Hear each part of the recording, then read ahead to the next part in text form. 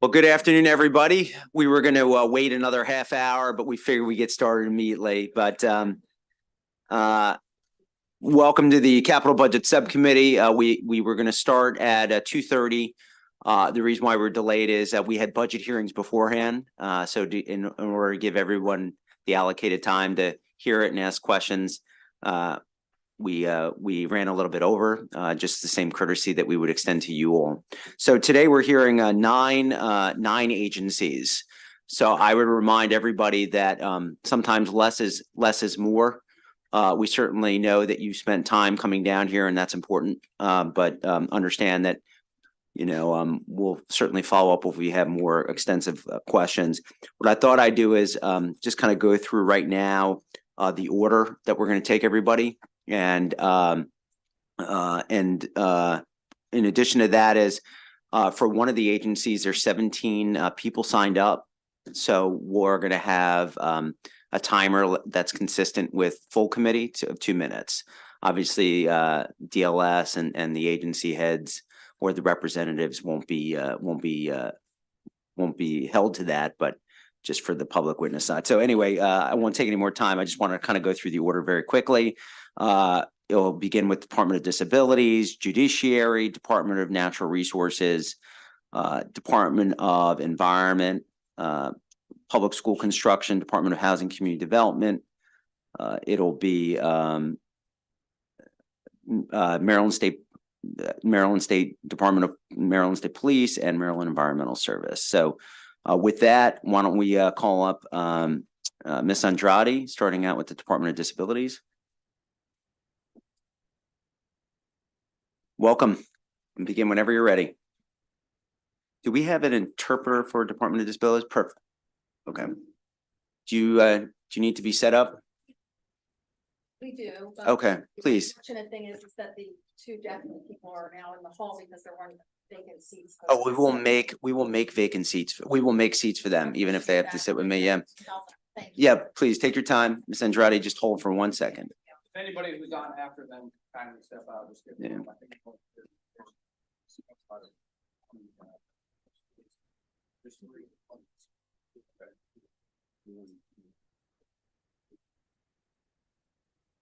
Appreciate it. Thank you so much for the people who've just created some room for us to sit down.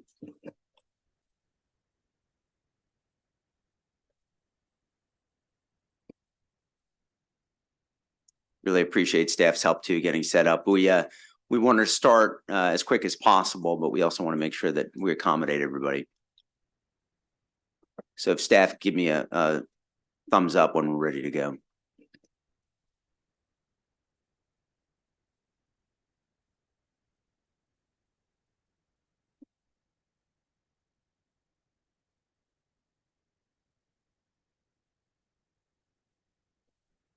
All right, Ms. Andrade, please. Thank you, Mr. Chairman. Good afternoon. My name is Natalie Andrade, and I'm here with the Department of Legislative Services to present the capital budget for the Maryland Department of Disabilities. On the first page of this analysis, you can see that the fiscal 25 budget for the Maryland Department of Disabilities Access Maryland program includes $1.9 million in general obligation bonds. Exhibit 1 on pages 3 and 4 shows the department's funding in the governor's budget as introduced. The fiscal 25 budget for the Access Maryland program totaled $1.9 million to support the 3 ongoing and 3 new projects. Furthermore, a total of $1.8 million will be reallocated to this project from a canceled project from the Department of Public Safety and Correctional Services. These 6 projects total $3.7 million in fiscal 25, consisting of $2.8 million for construction of 3 projects that have already completed the design, and $944,000 for design and construction for 3 new projects. Regarding the canceled project, the Maryland Department of Disabilities has reported that this was canceled due to a lack of progress on the project. On page 4 on the issues section, There is the first issue that we want to present to the committees, and it is related to the high encumbrances balance of the Maryland Department of Disabilities. And as you can see in Exhibit 2 on page 5, the Access Maryland program has an encumbered balance of $4 million from funds authorized in fiscal 23 and prior. If no funding is encumbered in fiscal 24, the year-end balance of available funds will reach $6.1 million. Given that issue, the 23 Joint Chairman's Report requested that Maryland Department of Disabilities provide an annual report on Access Maryland project encumbrances and expenditures. And as you can see in Exhibit 3 on pages 6, 7, and 8, as of December 23, Maryland Department of Disabilities has encumbered $262,000 in fiscal 24. Also, you can see that from fiscal 21 to fiscal 24, only 17% of the total of $4.2 million authorized have been encumbered. Here we have a list of the status of the projects from fiscal 20 to fiscal 24. And one contributing factor to the low level of encumbrances is that certain projects, in accordance to their anticipated project schedules, receive both design and construction funds within a single fiscal year.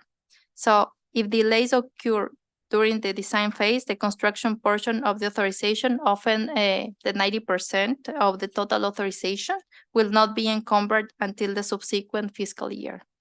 So this situation can lead to delays in encumbrances as the construction phase awaits completion of the design process. Well, this can help explain why the program has some level of unencumbered funds carried over into the following fiscal year.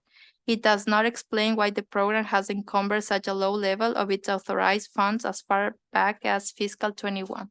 So Maryland Department of Disabilities should comment on the factors contributing to the low level of encumbrances from fiscal 21 to fiscal 23. And to conclude, DLS, we recommend to approve the general obligation bond authorization for the Access Maryland program. And with that, I conclude my presentation. Thank you very much for that great analysis. Is there any questions? Okay, Secretary Beatty here? Okay, come on up. Thank you, Ms. Andrade. Really appreciate it. And thank you to the trooper for helping to get everything situated too. Appreciate it. The agency can start whenever you're ready. Welcome.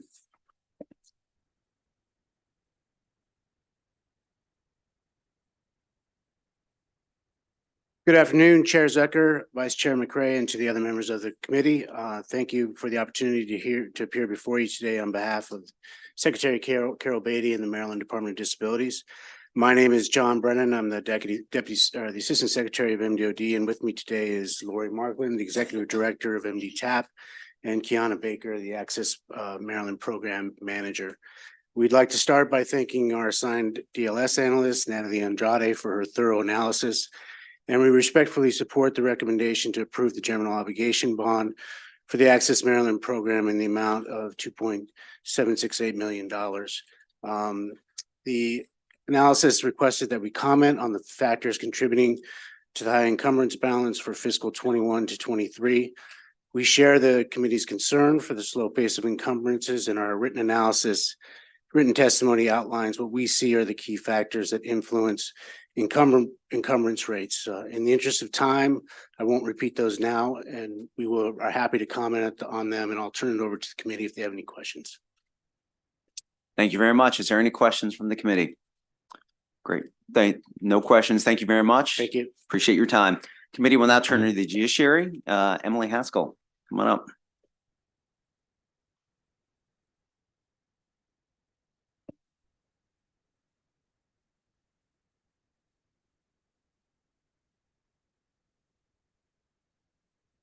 Thank you, Mr. Chair.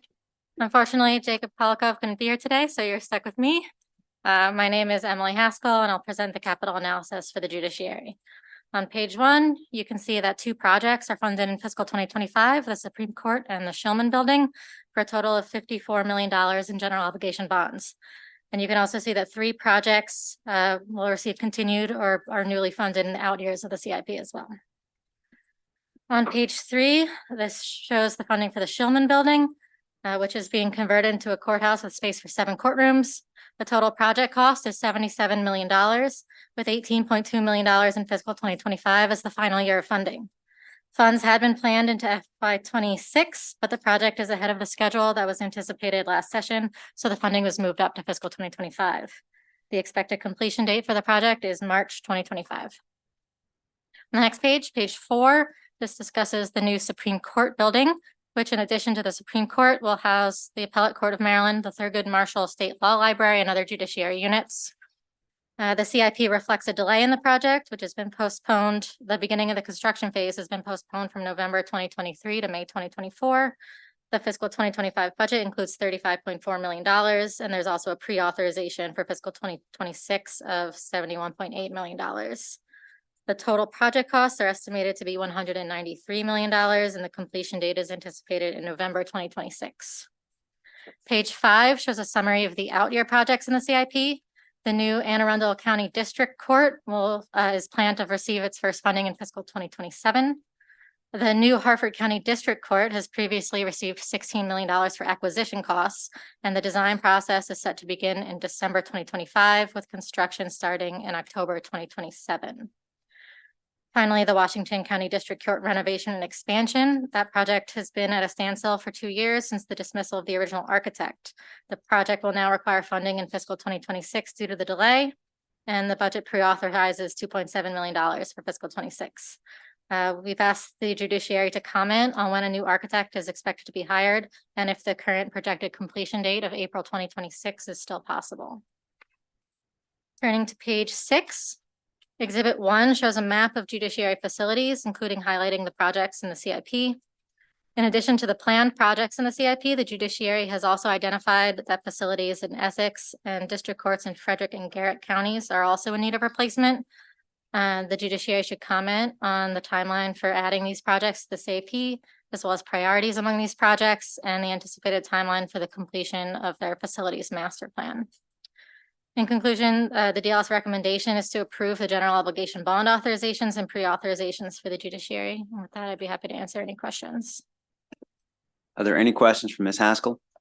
Don't worry, Ms. Haskell, I'll just kind of play it down with Palikov that you did okay, all right? No, thank you. Always great job. Okay, why don't we call up Chief Judge Fager and his team. I think we have Morrissey and Fager. Oh, good to see you guys, please. Thank you very much. Yeah. Good afternoon, Chair Zucker, Vice Chair McCray, members of the committee. I'm joined here today by Chief Judge John Morrissey of the District Court of Maryland and our State Court Administrator Judy Roop. I will be brief. We very much appreciate the very detailed analysis by Mr. Palikov, and we appreciate the pinch hitter today. Thank you very much. And we, as we submitted in our written documentation, we agree with all of the recommendations and accept them.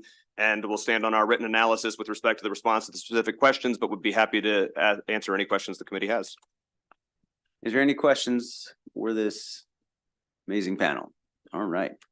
Have a good day. Thank you. Thank you very much. Chair. All right. Thank you, Vice Chair. Yeah. We're now turning to the Department of Natural Resources. We'll start out with Mr. Andrew Gray. Thank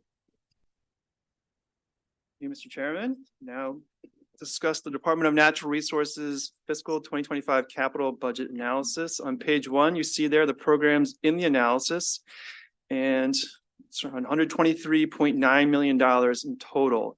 Now, in terms of the recommended actions on page 2, to concur with the governor's PAYGO budget and also with the GEO bond authorizations and pre-authorizations for the Department of Natural Resources, there is one Budget Reconciliation and Financing Act recommended action, which is to transfer $25 million from the dedicated purpose account to the state general fund in fiscal 2024. This is to account for the state's fiscal situation. This is funding that was provided for critical maintenance. However, there is additional general fund funding that's been provided through Chapter 39 of 2022, the Great Maryland Outdoors Act. It doesn't look like that money is going to be used in time before the current deadline of 2026. And this funding of the dedicated purpose account will actually run out in 2027. Therefore, it doesn't look like Department of Natural Resources is going to need that funding or be able to use it by the timeline in which it's, the money has to go back to the, actually the revenue stabilization account, excuse me. So that's the recommendation. In terms of the big picture, Exhibit 1 on page 4 reflects the difference between fiscal 24 and 25. This is largely due to the general funds that are not being provided in fiscal 2025. There's one-time funding for the general, for the Great Maryland Outdoors Act. So that was funding that came through for 2 particular large funds. The Park System Critical Maintenance Fund, $70 million, and the Park System Capital Improvement and Acquisition Fund. There's also funding in there for the Rural Legacy Program to provide for prior year transfers of the transfer tax. Then looking forward, you're seeing a lower amount of transfer tax revenue estimated, and then it slowly increases over time. And then what that looks like in terms of fiscal 24 and 25 is on page 5. You see a $253 million swing in the transfer tax revenue available between 24 and 25. That's due to a couple of factors. The first is the revenue estimate's gone down by $53 million. And there's also a difference between the overattainment in fiscal 24, which reflected more money coming in 2 years prior to that than we expected, versus the underattainment in fiscal 25, where we're actually receiving less money in 23, 2 years before now, than we expected. That impacts the transfer tax revenue in fiscal 25, reflecting around a $201.5 million difference. So $253 million difference. It's going to impact a lot of DNR's programs looking forward here. And then Exhibit 3 then shows what that looks like on page 6 in terms of all the programs funded with the transfer tax revenue. This includes some of the general funds as well. And in the interest of time, I'll skip right to issue 1 on page 19. There are a couple things we've asked the agency to comment on, but this particular issue concerns the funding that's coming in from Chapter 39 of 2022. And the concern is that the bills have been introduced in this session to actually extend the deadline for the Park System Critical Maintenance Fund from July 1, 2026 to July 1, 2029. This is teeing up our recommendation. That bill also expands the purposes and authorized use of the Park System Capital Improvements and Acquisition Fund to be used for other Maryland Park Service aligned properties, and extends the deadline for the completion of the comprehensive long-range strategic plan. Due to a couple of factors here, it doesn't look like the $25 million in the dedicated purpose account will be used in time. Therefore, DLS recommends the transfer of that money to the state's general fund. Second issue concerns land preservation and recreation plan. That's been delayed. It's on the bottom of page 20. DLS recommends that DNR comment on the reason for the delay in the plan and the status of request for bids for it. And then also just to talk about kind of what the big picture is in terms of how it's going to work with the comprehensive long-range strategic plan as well. Unless there are any questions, that concludes the presentation. Thank you very much. Senator Rosepet. Thank you. Well, my question is about the transfer tax revenue estimates. Mhm. Why were they off? Why are they down? Nobody can predict the future. No, that's not the right answer. Seriously. I mean, really. They weren't able to predict the Well, no, future. but seriously, people think about this stuff to try to figure out what were the assumptions that were wrong. I mean, they must have a model. We assume a progression of kind of usually a kind of slow increase in revenues coming in terms of the housing values and in terms of the turnover of the houses. Right. But that didn't occur. So we had a huge year in fiscal 2022, I think it was. And then we just did not see, that was kind of during the pandemic period. We're not seeing that in terms of the transfer tax at this point. Therefore, we're kind of rebasing at a lower level, which is obviously impacting all the programs. Doubly so because we overestimated how much we would receive in fiscal 23. So the revenue estimate goes down by 53 million, but the real swing is the under attainment in fiscal 25, which means that we're actually having $201 million less than was available in fiscal 24. No, I mean, I see the chart, but I mean, do you guys model this or does only DBM and the agency model this? We have somebody who takes a look at that. We have a staff economist, and it's also the BRE does the transfer tax estimate, and the Department of Budget and Management looks at that as well. So it's a lot of eyes are on it, but I mean, you raise a good question. It's very difficult to figure out some of these revenues, and they can swing dramatically from year to year. which is why there was this, the underattainment, overattainment provision put in there in the first place in order to kind of even out some of those swings. Could we do this, Mr. Thank you, that's helpful. Could you connect me with whoever is the person who does the modeling in DLS on this? Because, I mean, they're variables. There's prices went up and prices are continuing to go up. Transactions may be going down. And obviously that's true in the residential sector. In the commercial sector, it's kind of all over the map depending on what things are. So I'd love to see the real model that got us to where we are and where we're going. Well, if you're not busy, we could always use a little help, I suppose. I'm available. Excellent. Thank you, Mr. Chairman. Any other questions for the quick-witted Mr. Gray? Well, thank you very much. Mr. Secretary, come on up, and thank you for your flexibility earlier with helping to get people situated. Appreciate it. Good afternoon, Mr. Chair, members of the subcommittee. For the record, Josh Kirch, Secretary of the Department of Natural Resources. I'm joined today by Lauren Buckmaster, who's the Director of Fiscal and Administrative Services at the department. You have the written responses to the recommendations for the DLS analyst, and kind of looking at the lineup that we've got here. I just wanted to touch on a couple quick things outside of those. The first really is just an orientation to what our capital projects are. And these are programs and projects that are implemented all across the state of Maryland that improve our public access, our parks, contribute to protection of land. They restore oysters, they restore our habitats. And so these are really critical to what we do with the department. But as you heard from Mr. Gray's detailed analysis, there is some volatility within our capital funding spaces, the real estate transfer tax being the largest one. And really, we're seeing the impacts of that now. So in our budget, we're working hard to make adjustments for those underattainments and ensure we're still delivering the best outcomes for the people of Maryland.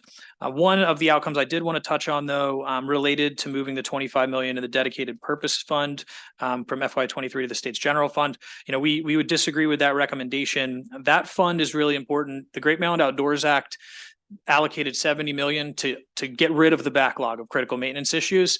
This $25 million goes to 15 projects that weren't part of that backlog. But if we're not able to do the critical maintenance, we'll now continue to build another backlog.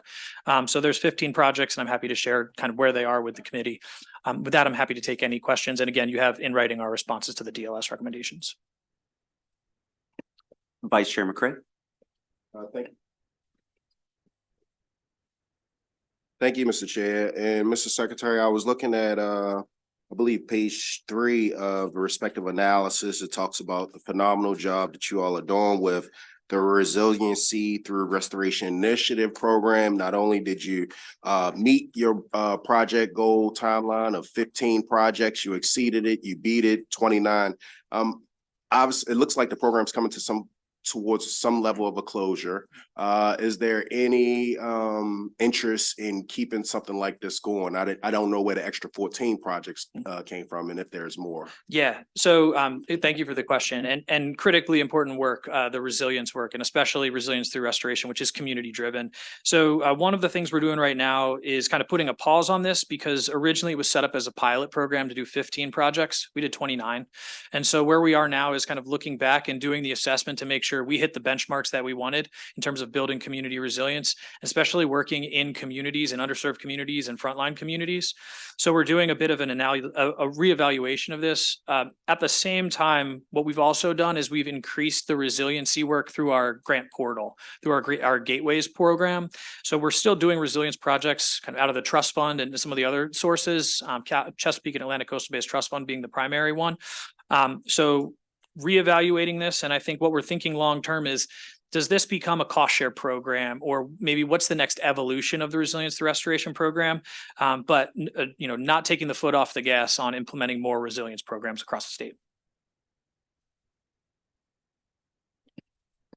Are there any other questions? Senator Rosepel. Should I ask the analyst? Have you guys got a model explaining why we were off and why it's down? I think you're good. You're going. You're good. So for us, we have no input on that. It's based on the Board of Revenue estimates, and I'm sure Andrew can connect you with them. Okay. All right. Thank you. Thank you. Senator Rosepel, you mentioned about, seeing the future. So I see it in the future, you connecting with the Board of Revenue Estimates, is that right? First I want to connect Yeah. with the others. You got it. I'm just teasing. I know. Anyway, I took too much time. I apologize. Any other questions for this panel? Seeing none, we're now going to turn to the Department of Environment. Mr. Gray, welcome back. Oh, I'm sorry. Hold on. I apologize. We have one public witness. Mr. Dunn. Perfect. Sorry about that. Come on up. And just a reminder, we're going to set the timer for 2 minutes, but start when you're ready. Thank you.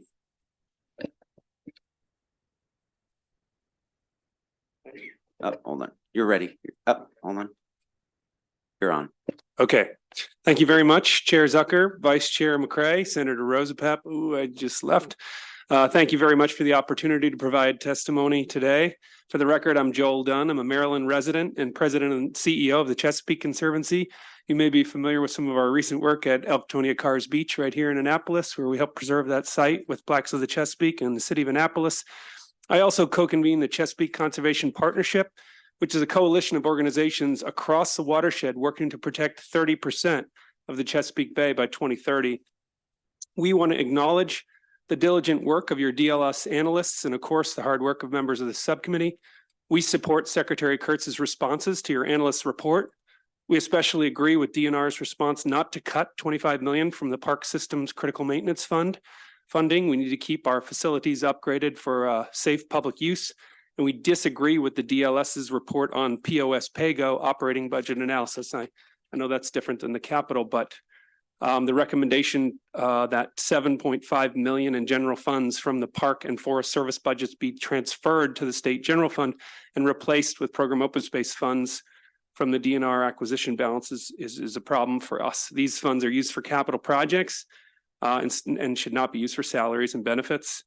I just want to point out that there are increasing demands for funding from the DNR share of the program open space revenues, $7.5 million for Heritage Areas Authority, $6 million for general obligation bonds, $8 million for rural legacy, which is always oversubscribed, $10 million for the City of Baltimore, $5 million for Green Space Equity, and the Great Maryland Outdoors Act. And I'll finish by saying you guys made a great commitment last year to conserve 30% of Maryland's lands by 2030 and 40% by 2040.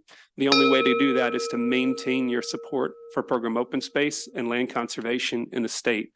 I really appreciate the time. Well, thank you very much for your time. Any questions for Mr. Dunn? Thank you very much. Have a great day. Committee will now turn our attention to the Department of Environment. Mr. Gray, thank you for your patience. You can start whenever you're ready, sir. Thank you, Mr. Chairman. I'll now present the Maryland Department of the Environment's, or MDE's, fiscal 2025 capital budget. On page 1 shows the big picture once again in terms of the 2025 request, $428.3 million reflected there. In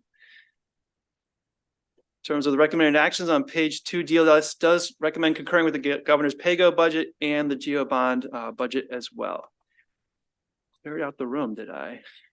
So then exhibit 1 on page 3 reflects the overall MDE capital programs.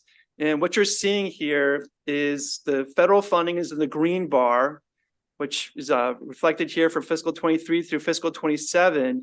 And then that federal funding for the Infrastructure Investment and Jobs Act then is no longer available to us. Therefore, you see the green bar in 28 and 29 going down because that federal funding is then no longer there. DLS has asked for the agency to comment a couple times here. We're not going to go into that particular aspect of the analysis, but on page 4, exhibit 2, we do show the big picture in terms of the Water Quality Revolving Loan Fund, Drinking Water Revolving Loan Fund, and Bay Restoration Fund in terms of their swings in terms between the 2 years. So moving now to issue 1 on page 21, the budget committees had requested information on federal emerging contaminants funding allocation in last year's joint chairman's report. This follows along with the idea of kind of understanding more about also lead service lines. The report was not submitted. DLS recommends the MD comment and when it will submit the requested report. Thank you very much. Thank you. Any questions for Mr. Gray? Seeing none. Members are in and out for bill hearings and other things, but thank you, Madam Secretary. Come on up with your team. Start whenever you're ready. Welcome. Good to see you again. Yeah, thank you. Good to see you again. All right. Thank you, Chair, and members who are remaining of the committee today. And I really do appreciate this opportunity to talk about MDE's capital budget. So for the record, I'm Serena McElwain, Secretary of the Environment.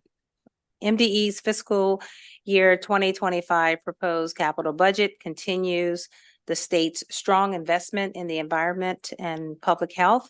The budget consists of grant and loan funding for capital construction projects that improve water quality, protect public health, provide safe drinking water, and increase the resilience of the built and natural environment.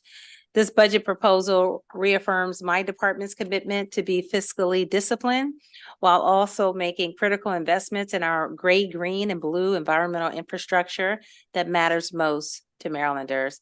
So I'm happy to be here to talk just quickly about the capital budget because I just want to emphasize that the funding that we have, it's really important that we have that funding to work in partnership with local governments. And this is actually how we move Maryland forward. So our budget, the capital budget requests $428 million across 8 capital funding programs. The majority of this funding is provided to local governments for capital projects that they are undertaking, the projects that they are undertaking and the projects that we're helping them meet some of their real critical needs, such as water, sewer, flooding, and green infrastructure. So we use a data-driven competitive funding application process that incorporates some key outcomes. And then when we, look at what they're asking for in terms of those projects, we decide on what direction we want to go in terms of using state funds to fund them in those communities. So the 2 revolving loan fund program requests includes additional funding that MDE is receiving through the bipartisan infrastructure law for local government projects. And that includes more than $75 million for 13 government projects for lead service line inventories and replacements, and more than $57 million for 13 local projects to address PFAS compounds in drinking water. And also, just to reemphasize, we do plan to apply for $195 million from US EPA. And just as we are securing the funding that I'm talking about, we're also really at a position where we can help local governments apply for more money as well, so they can secure funding that's available for them as well. And so in terms of leaving no one behind, this budget includes funding for communities in all parts of Maryland, and that's from Western Maryland to the Eastern Shore. So there's funding also in what we're giving out in terms of funding in all types of communities, including urban, suburban, rural. So everyone has access to the funds that we have.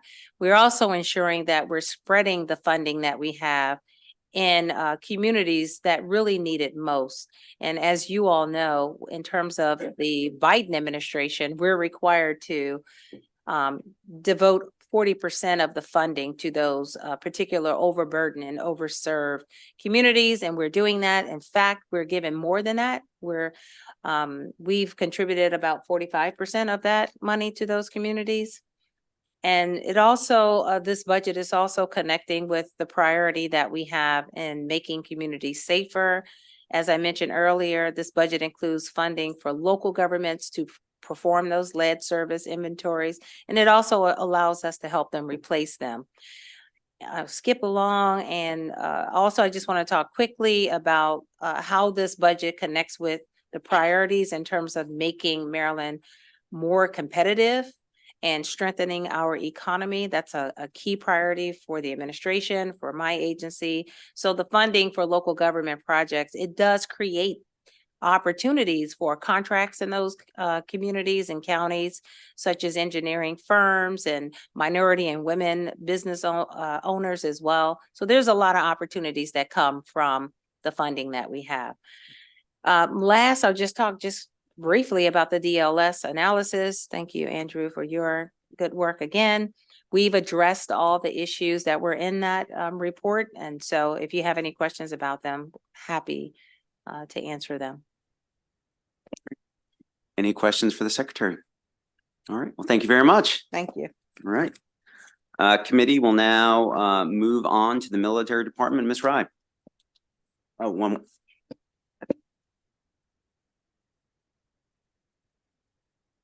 Was there anyone signed up else for the Maryland Department of Environment that I may have missed?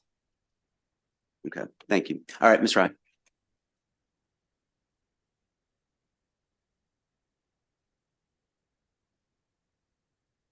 Thank you, Mr. Chair and the members of the committee. I am Yashadhara Rai, and I'll be presenting the capital budget analysis for the military department. Page 1 shows the capital improvement program, which includes 5 projects through fiscal 29. The Frederick Readiness Center is an ongoing project with fiscal 25 request of $9.5 million. The Glen Burnie Readiness Center renovation project is a new project starting in fiscal 25 with a request of $909,000. The other 3 renovation projects are out-year state-owned projects with no funding request for fiscal 25 and are expected to begin funding requests in fiscal 26, 28, and 29 respectively. Page 2 highlights 2 key observations. Observation 1 notes that the federal funds for the 5 projects included in the CIP through fiscal 29 will come from the Operations and Maintenance, Facility Sustainment, Restoration, and Modernization Program, also called FSRM.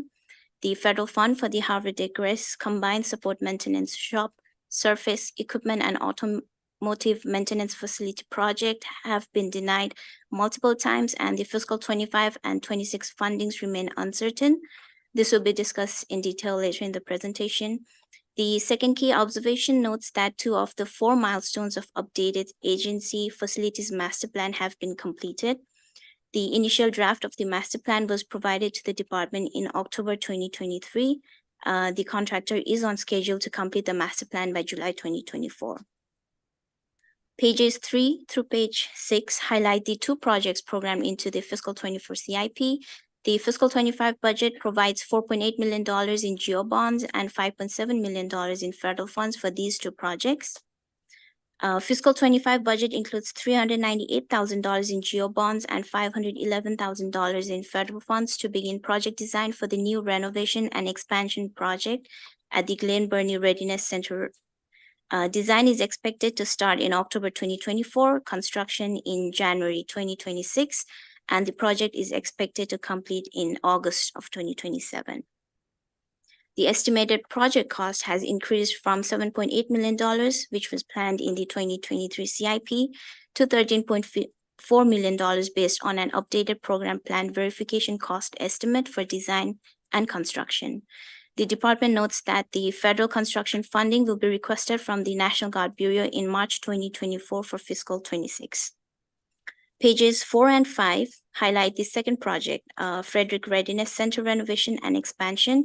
This is an ongoing project and received its first funding in fiscal 23. The project design was scheduled to start in January 2024 and complete by December 2024, with project construction expected to start in March 2025 and end in September 2026. Fiscal 25 budget includes $9.5 million, including $2.7 million in pre-authorization of the proposed fiscal 26 GEO bonds to meet its estimated project completion date of September 2026. The fiscal 25 budget is $395,000 more than the amount planned in the 2023 CIP. This is due to an increase to the amount of requested federal funds and an updated cost estimate for design and construction. The increase in requested federal funds is to meet the required state cost share match for the federal FSRM program. One of the concerns for this project is that the federal FSRM funding must be encumbered in the same fiscal year that it is appropriated. The project received its initial federal funding in fiscal 23, but the project schedule was updated to start design in January 2024. So we request the department to brief the committees on the factors resulting in the lengthy delay in securing a design contract, the status of securing federal funds for the project, and whether the state funding program for fiscal 26 will be offset by any efforts to secure additional federal funds. Pages 7 and 8 provide status of the department's other projects. Update 1 shows that there are 4 departmental properties that are pending divestiture and are at different phases. Update 2 notes that 2 projects have been removed from fiscal 25 CIP. The White Oak Readiness Center renovation and expansion project has been removed as the project's federal funding was eliminated due to federal budget constraints. The second project being removed is the Civil Support Team Ready Building Project at the request of the military department because it is changing strategies to pursue this project through a federal procurement process. The third update on page 8 notes that the Freedom Readiness Center was completed on June 3rd, 2021.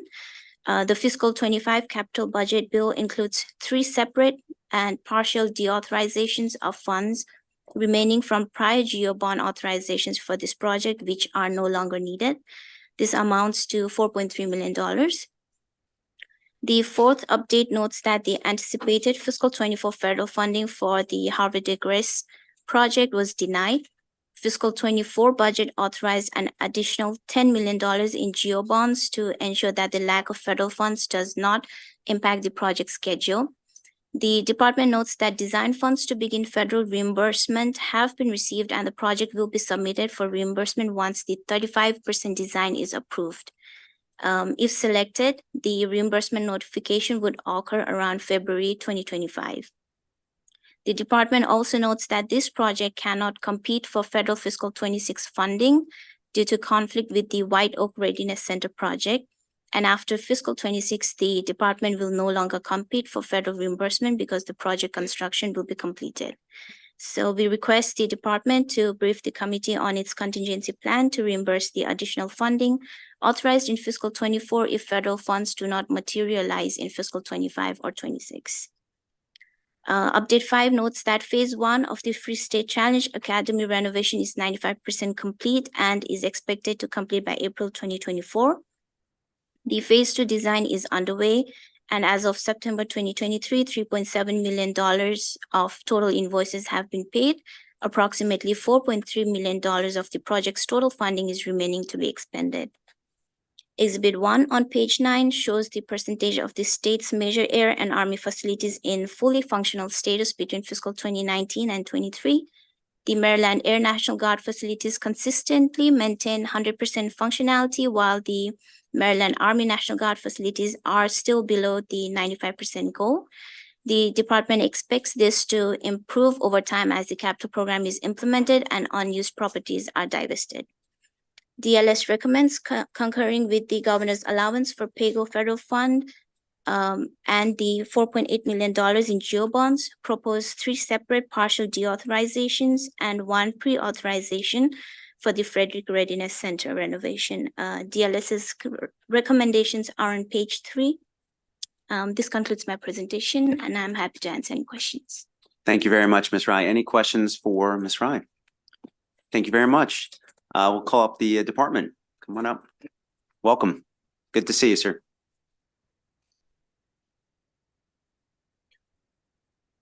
Good afternoon, Chair Zucker, Vice Chair McCray, members of the subcommittee.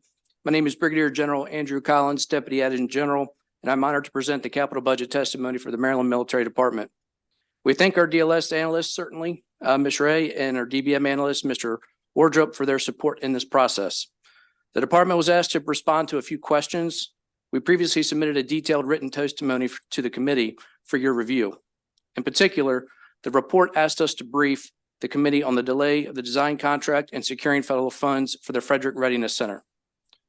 Regarding the delay, the fund certification and notification were sent to our hardworking friends over at DGS in December of 22, but we did not receive the negotiated A&E fee results until December of 23. Regarding securing federal funds, the Federal O&M Project Program is a 1-year federal budget appropriation.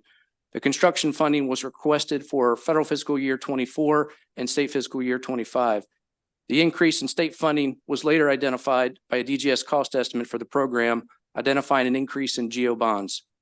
Other than the $5.5 million in federal funds that have been awarded, the Maryland Military Department will not be able to reimburse the cost increase with federal funds. Additionally, the report asks us to brief the committee on the possibility of reimbursing the additional funding for the Havre de Grace facility if federal funds do not materialize in FY26 or FY 2025. There's one possibility that's being pursued. Federal funding for major Milcon projects can be requested each year through the unfunded priority list UPL submission. Our department has submitted this project for an FY25 UPL and anticipated results announced after the president's FY25 budget is approved. In conclusion, we concur with our DLS analyst PAYGO and general obligation bond recommended actions. Thank you.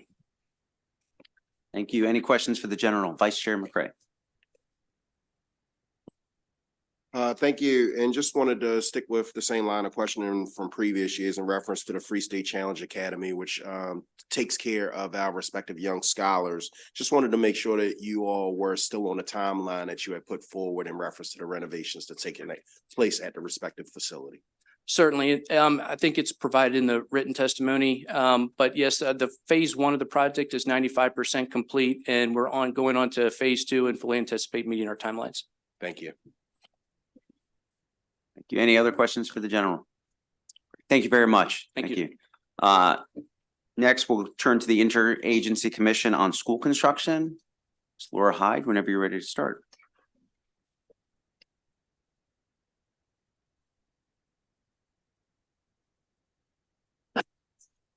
Thank you very much, Mr. Chair. Again, this is Laura Hyde for the Interagency Commission on School Construction. We're starting on page 1 with the capital budget summary.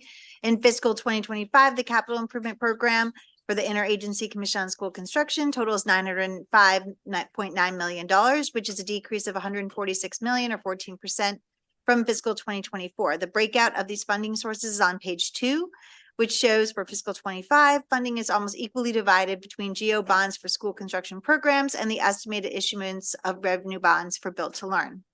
Turn to page 4 under recommended actions. In the fiscal 2025 CIP is introduced due to continued development of the revolving loan fund. The governor recommended that funding for this program be delayed by 1 year. Because the allowance is in PAYGO general funds, the action is in the 2024 BRFA and is seen here as a continued reduction of $10 million. Additionally, because this program received funding in previous years that has not been utilized, DLS is further recommending that $20 million in unexpended funds be reduced from the fiscal 2024 budget. DLS also recommends approving all fiscal 25 GO bond and revenue bond authorizations for school construction programs in the CIP. Turning to page 7, Exhibit 2, this graph shows new school construction funding by source from fiscal 2020 to 2025. The black line indicates legislative intent. The school construction funding total $400 million in fiscal 2020 through 2022 and $450 million in fiscal 23 and beyond. The graph shows that for all years except for fiscal 2020, the governor's CIP met the legislative intent. With the addition of the COP Priority Fund, the fiscal 25 CIP meets the $450 million legislative intent in fiscal 25 and future years except for fiscal 26, in which the current allocation totals $392.6 million. Turn to page 8, Exhibit 3. This exhibit shows the 100% recommendations for the public school construction program. The 75% recommendations were approved in December 2023. 100% recommendations will be finalized in May 2024. Without recycled funds as programmed in the CIP, the fiscal 25 allowance totals $313.9 million in GO bonds. With recycled funds, which includes funds reserved for LEAs and the EGRC supplemental grant program, the funding totals $364.9 million. Turning to page 11, this shows the EGRC supplemental grant program receives $40 million in GO bonds, which meets the fiscal 2025 mandate. The bold language on this page asks IAC to comment on why the CEP reports this program has an unexpended balance of over $100 million. Turning to page 13, Exhibit 5, this is the Healthy Schools Facility Fund. This exhibit shows that $285 million has been allocated to this program since fiscal 2021, with the current CIP allowance of $90 million in GO bonds meeting the mandate for this program. Of this amount, $80 million is ARPA federal funding, which must be expended by January 2025. In a related item on Exhibit 6 on page 14, this shows that $276 million or 97% of funding for healthy schools is encumbered by LEAs for 3 types of expenses: roofs and related items, heating and air conditioning, and windows and doors. The bold language on this page asks IAC to explain what safeguards the agency has in place to ensure that LEAs are expending federal funds by the January 2025 deadline. Turn to page 19, Exhibit 9. This exhibit shows that to date revenue bonds issued for Built to Learn programs Built to Learn program totals $699 million. The bonds were last issued in fiscal 2022, but the current CIP programs an additional $425 million for this purpose in fiscal 2025. Exhibit 10 on page 20 is a related exhibit, which shows the projected $1.7 billion for Built to Learn projects, allocations for projects by LEA approved to date, which total approximately $1 billion, and the projected amount remaining to be allocated to LEAs, which, assuming the $1.7 billion issuance, approximately totals $700 million. Turn to page 24. Exhibit 12, this exhibit shows the unexpended balances by fiscal year and program as reported in the fiscal 2025 CIP. The total amount of $747 million includes funding allocated prior to fiscal 2019 through fiscal 2023. Because capital funding that is not expended within 7 years is eligible to be returned to the unreserved statewide contingency account, the bold language on the bottom of page 24 asks IAC to comment on these balances and their intended uses. A related item is Exhibit 13 on page 25, which shows contingency fund balances reported by the IAC. The balance in the exhibit is not shown correctly here. It should be $58.2 million, but the bold language on the bottom of page 25 asks IAC to comment on these balances, as well as the reason that balances over 7 years old have not been returned to the unreserved statewide contingency account. The remaining exhibits and appendices cover performance measures, historical construction funding, school construction funding, and state cost share. This ends my presentation. Stand for questions. Well, thank you very much for that thorough analysis. Any questions from Ms. Hyde? All right, thank you very much. Chairman Casemeyer, are you here? Come on up, Mr. Chairman.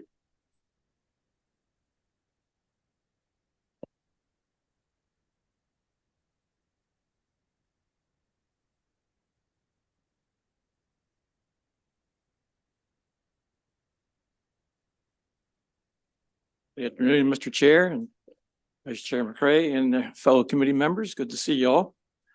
I have with me today our recently 18 months or so new executive director who's done just a fantastic job, Alex Donahue, and one of our program managers, Arabia Davis. Our deputy wanted to be here today, but she became ill this morning. I wanted to thank Laura for thorough analysis. Alex will respond to any of the comments that need to be responded to. I just wanted to say before Alex begins that I think we have an incredibly great leadership team. They're very dedicated and they really care about these issues, which are very sensitive to the communities throughout the state in terms of the need for schools. The need is still unmet, even with the significant resources that you've provided. And every day is a struggle to try to make things happen for the counties. One thing I want to say is that we're taking the tact, just so you know, that we don't want to be somebody who's looked as getting in the way of progress. We want to get out, and Alex has been out to meet with executives, with this various superintendents, something we want to continue to do. We want to try to make things work and not be somebody who gets in the way of good things happening. So with that, I'll let Alex respond. Thank you, Mr. Chair. Good afternoon, Chair Zucker, Vice Chair McCray, and members. Thank you for this time. Before we respond to the analysis, I'd like to share a little bit about the big things that have been going on at the IC in school construction. We have two primary areas of activity. First is getting the greatest possible return from the appropriated funds. And second is providing technical assistance to our school districts and counties to support effective school portfolio management. This year, in the service of both as well as of good government, we have conducted extensive outreach effort to engage with all the major stakeholder groups, including the LEAs first and foremost, but also the county governments, and ideally in the same room at the same time. Just one example is the recent 2-day visit that Chair Casemeyer and I and staff made to Worcester County, in which we visited 8 of the 14 schools in the school district and met with a superintendent, a school board member, the county commission president, county administrators, and members of Senator Carrozza's staff all together. I'm having other similar conversations in a number of other counties as well. We've also been engaging with MABE, MACO, ASBO, and the Superintendent's Association through multiple presentations and meetings with each in the last year. And finally, it's been my real pleasure to have responded to a large and growing number of inquiries from delegates and senators, including Senators McCray, Quarterman, and Rosapep. Now, getting to the legislative analysis, our written response is thorough and a little lengthy, so I won't go into depth there, but a couple of themes worth mentioning. One question we received in the analysis, and that we receive often, is about the unencumbered and unexpended balances in our programs. I can assure you that these balances do not represent a lack of need on the part of the school districts. The school districts and the state collectively face a massive amount of school facilities need that can be divided roughly into three buckets. First, growing deficiencies in facility condition and educational sufficiency. Second, the need to add space to support delivery of expanded pre-kindergarten under the blueprint.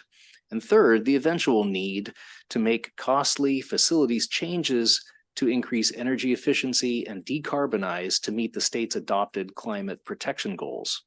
The IEC is working this year to estimate the cost of the need in each of those three buckets to inform budget development in the coming cycles. There's a lot more work to be done here, but I hope to have more numbers this fall to share with the committee. A note on expenditure delays. We always have them primarily due to one, the long duration nature of school construction projects, which is 4 to 7 years on average. And second, shortfalls in local capital budgets for the required local share of projects. The second type of question that we've gotten is about how we track and report remaining fund balances and reverted fund information. Unfortunately, the IEC is currently utilizing a legacy capital accounting system that does not meet all of our reporting and tracking needs. But very fortunately, the IEC is in the final stages of implementing a new business management system that will replace this functionality and provide world's better process management, reporting, tracking, and transparency that will benefit the General Assembly as well as the agency and the school districts. Finally, I'd like to respond to the one recommendation in the analysis from DLS that there be a fiscal 25 reduction of 10 million to the IEC's revolving loan fund and a negative deficiency of 20 million, which would result in a fund containing 40 million. Although we believe there is significant need on the part of the school districts for revolving loan funds, we also recognize that a delay in our implementation of the program due to the complexity of rolling out a loan program that's very different from our typical grant programs has led to more funds being available at one point in time than was envisioned. So we do not object to the DLS recommendation. I'll wrap here, but I really appreciate this time, Mr. Chair, to share this update with you, and it's our privilege to stand for any questions you might have. Thank you very much, Vice Chair McCray, followed by Senator Rosapep. Thank you, Mr. Chair. And also, Mr. Chair, I just want to second your accolades of Executive Director Donahue and his team. I was somewhat skeptical, somewhat apprehensive when he was moving in that direction just because of my past issues with the IAC. But let me be clear, I think that the agency has done a 360. I think that he has a very good accountable approach, but also a middle ground in reference to me playing referee with my LEA and IAC. They've already worked things out. And by the time it gets to me, I can understand the timeline that they put forward. So I just wanted to say thank you because now I can focus on real city challenges. And also I believe that the agency right now is focused on our young scholars versus adults that can't figure things out. So I just say thank you, thank you, thank you. And it's been a significant difference. We appreciate that. Thank you. I'll disagree with the vice chair. I had high expectations for Mr. Donahue and he's achieved them. So I agree with where we are right now. But I want to cover two issues. One that we talked about offline, but I think would be useful to put on the record and talk a little bit with the committee. And that is this change in policy you made to be able to use school construction money for building out other properties. Certainly. Past year, the IC adopted a new policy, never had been one like this before, to allow capital investment by the IC in school districts projects in leased facilities. Primary driver of this was the blueprint. A number of school districts came to us and said that they lacked the facility space needed to deliver all the blueprint required programs. In some cases, had no available land, could not find any other place to purchase and build, and so knew they would need to lease facilities for some purposes and would like to use some CIP funds for improvements to make those schools work. And we said, well, that makes sense so long as the state's investment is guaranteed to go to education over the long haul, right, as it would in a normal CIP investment. And so we came up with a policy that works. It's in place. We have 3 school districts currently working on potential projects to take advantage of this policy within the next couple of years. And it's available to any school district that wants it. Thank you. Which districts are pursuing it? Which of the 3 now, do you know? It would be premature for me to say if the districts have not announced. I would not want to do that without their okay. But there are 3 solid ones that are looking at leased properties. Great. Well, I think it's a great move because I think it can stretch taxpayers' dollars farther. It can deal with the practicalities you're talking about, but it also can rejuvenate property that, because particularly post-COVID with shopping centers and office buildings and all those that are emptying out, transferring them into schools where it makes sense, I think is a great step for the community as well as for the schools. So congratulations on that. Thank you. Second is on P3s. So obviously, Prince George's was the first in the United States. And I appreciate Chairman Casemeyer's help over many years to get us to that point that we were able to do it. And I think it's worked out very, very well. And we're pursuing a second phase of that. And I gather that several other districts are now looking at it seriously. Can you tell us a little bit about that? My understanding is that in addition to Charles County, which has been conducting a work group over the last few months to explore the suitability of a P3 for their district's needs, there are now 2 other districts and or areas considering that. And the IC has offered essentially technical consultation support to any district that wants to explore it. Our standard, comment to them as they explore is a P3 could be, depending on the specifics of the portfolio needs, an appropriate tool that could be considered. We will absolutely help the districts ask the right questions, identify whether it's a fit or not. In the case of Prince George's, of course, it is absolutely a good fit, and we're working to help them put together the final package on the second P3. And happy to assist any district that wants to look at that. Can you tell us or not tell us what other districts you're looking at it? Calvert and Frederick are currently potentially looking at that as well. Good for them. Thank you. Thank you very much. Thank you, Mr. Chairman. Thank you.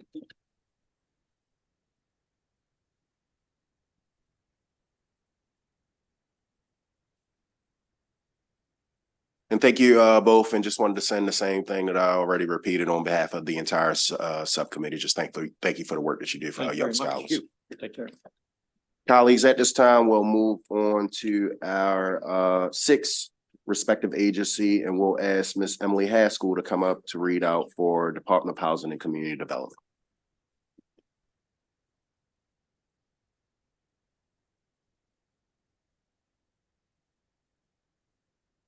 Thank you.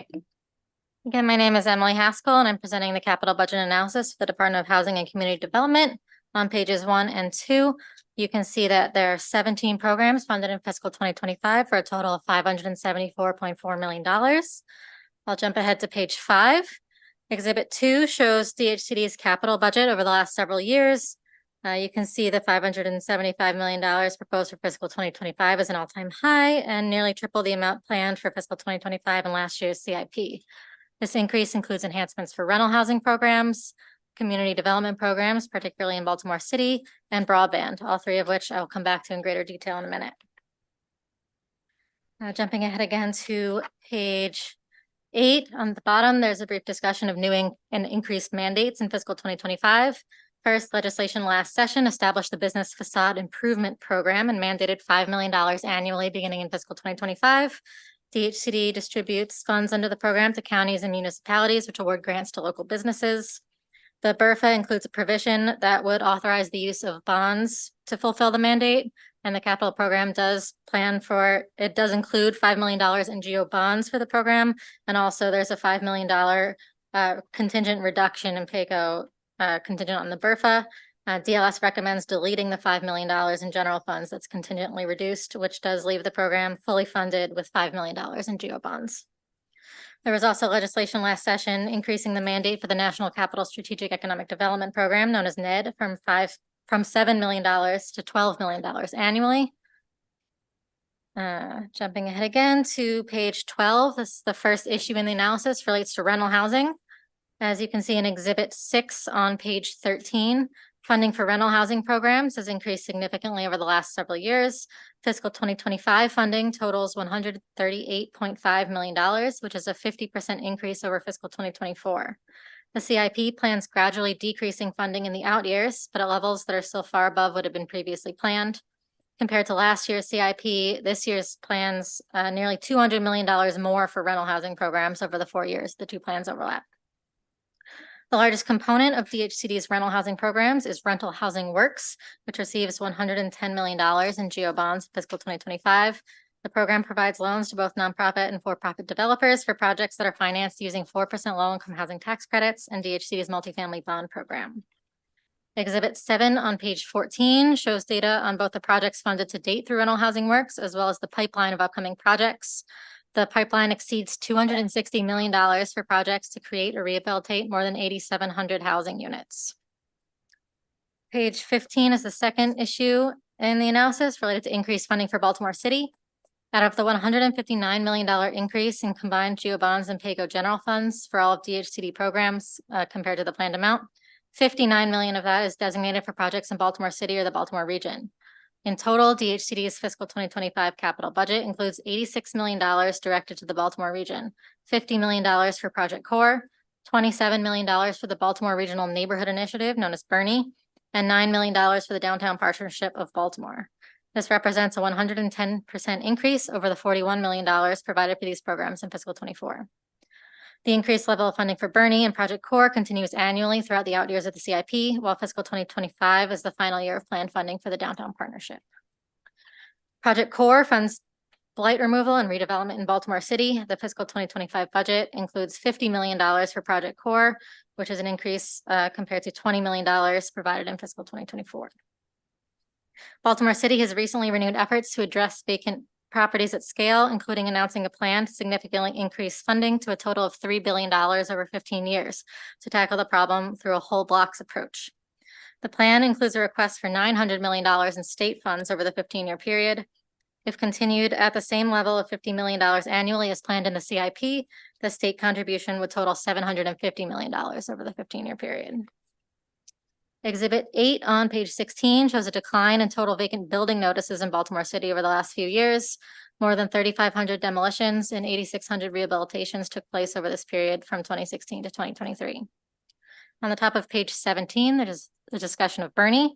The program provides grants to fund revitalization and sustainable community areas in Anne Arundel and Baltimore counties and Baltimore City. Funding is mandated at $12 million annually.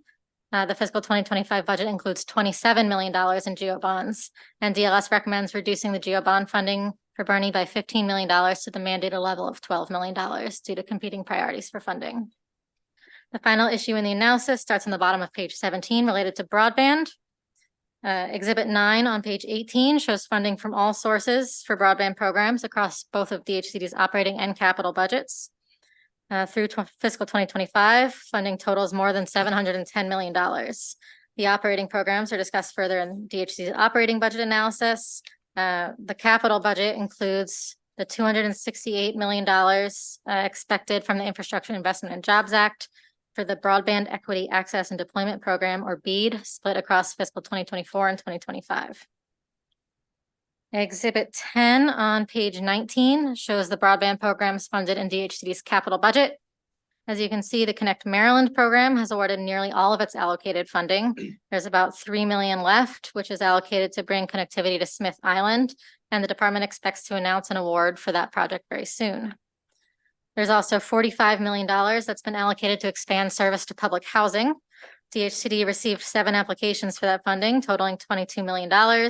And the department anticipates announcing the awards for that also very soon and opening a second round of applications that will also be open to affordable housing units owned by nonprofits in addition to public housing. $24 million has been allocated to reach difficult to serve properties, and DHCD received 16 applications totaling $16.7 million for this funding. And again, the awards are expected to be announced soon and another round of applications will also open. This funding that's been shown in the chart is primarily from the American Rescue Plan Act. And I'll turn now to page 20 to looking ahead at the anticipated funding coming in from the Infrastructure Investment and Jobs Act. As I said, DHCD will receive $268 million for the BEAD program. In November, DHCD published its draft plan for BEAD. The department estimates the BEAD allocation will be sufficient to fund fiber to the premises for the vast majority of unserved locations in the state. The final proposal for the BEAD program is due in December 2024 and will include anticipated provisional awards for projects. The department anticipates making final awards in the first quarter of calendar 2025, and project construction is expected to be completed by the end of calendar 2028. To sum up, if you go all the way back to page 3, that's where the DLS recommendations are shown to cut the $5 million in PAYGO for the business facade improvement program, leaving the program fully funded with GO bonds, and also the recommendation to reduce Bernie funding to the mandated level. With that, I'd be happy to answer any questions. Well, thank you very much for that analysis. Senator Rosapep. Got a quick question. In the rental housing programs that you're referring to, are those available for rental housing for graduate students? Do you have any idea? I'm not sure on that. I know there's been some funding added separately to the budget. No, I know that, but what got I'm my, not sure. I think I would defer to the department on Okay, the I'll ask the eligibility of department. that. That's fine. Thank you. Any other questions for Ms. Haskell? All right, well, thank you. Thank you very much. Thank you. Ms. Secretary. Come on up. And Mr. Secretary, I think we have 18 people signed up behind you, so just to put that on your radar. Mr. Chair, I'll flip to the abbreviated set of remarks.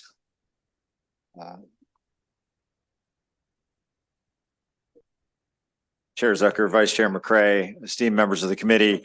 My name is Jake Day. I serve as Secretary of the Maryland Department of Housing and Community Development. To my right is our Chief Financial Officer, Sergey Kuzminchuk. To my left is Assistant Secretary Carol Gilbert and Assistant Secretary Greg Hare. We'll be here to answer your questions. It's our pleasure to discuss DHCD's proposed fiscal year 2025 capital budget today and the lasting impact it will have for all Marylanders. The proposed capital budget will create over 46,000 jobs, generate $178 million in tax revenue, and create over $7 billion in total economic impact for the state.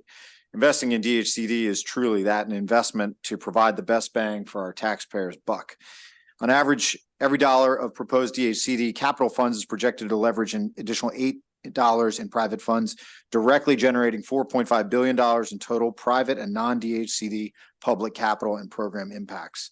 The state's investment in DHCD's proposed capital budget quickly will create or preserve over 5,400 new housing units, create 1,500 new Maryland homeowners, protect over 390 legacy homeowners, provide energy efficiency upgrades to 4,500 multifamily units, and invest in over 350 community development projects across the state.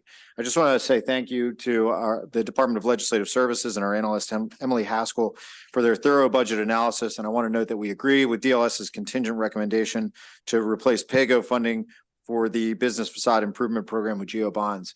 But I would like to respond to DLS's recommendation to reduce funding for the Baltimore Regional Neighborhood Initiative by $15 million, or Bernie by $15 million. The department respectfully but strenuously disagrees. Maryland's growth is stymied by missed opportunities in Baltimore. And you'll hear today the increased investment in eliminating abandoned buildings through Project CORE is a start, but CORE eliminates vacant, dilapidated buildings, and Bernie builds upon that ground and brings those sites back to life. And I believe that is important in a surge year for housing. Flat funding, this critical component of DHCD's toolbox of programs, won't tip the necessary scale. So I want to note that you have my written testimony, a lot more detail, obviously, and we are prepared to answer any questions you have, Mr. Chair. Thank you very much, Mr. Secretary. Mr. Vice Chairman. Thank you. And just thank you, Mr. Secretary, and your phenomenal team from that piece of it. And I do get the message loud and clear because you got a number of my constituents out there. But I also just wanted to lean in. Could you just provide a list to committee staff in reference to the emerging developers programs, who the awardees was, so that I have a better understanding of how did that go this year? Mr. Vice Chair, that wouldn't be a problem. Thank you. Mr. Vice Chairman, I appreciate you mentioning that your constituents here, because I was wondering when I set that 2-minute time limit, you're like, some people get 30 minutes. So now I know why. Senator Rosapep? I want to ask the same question I asked the analyst. Does anybody know whether your rental programs can be used for rental housing for graduate students? Senator, generally, I would say yes, if the income qualify, but I'll hand it over to Assistant Secretary Hare. Yes, as Secretary Day mentioned, they can be used for graduate students. However, some of the programs is paired with a tax credit program. It can't be used for student housing to like serve as a dormitory. So I think that's the distinction we need to make, is those have to comply with the IRS or Treasury regulations. Well, but that's kind of where I'm going with the question. So are the programs limited to being tied into using the tax credits?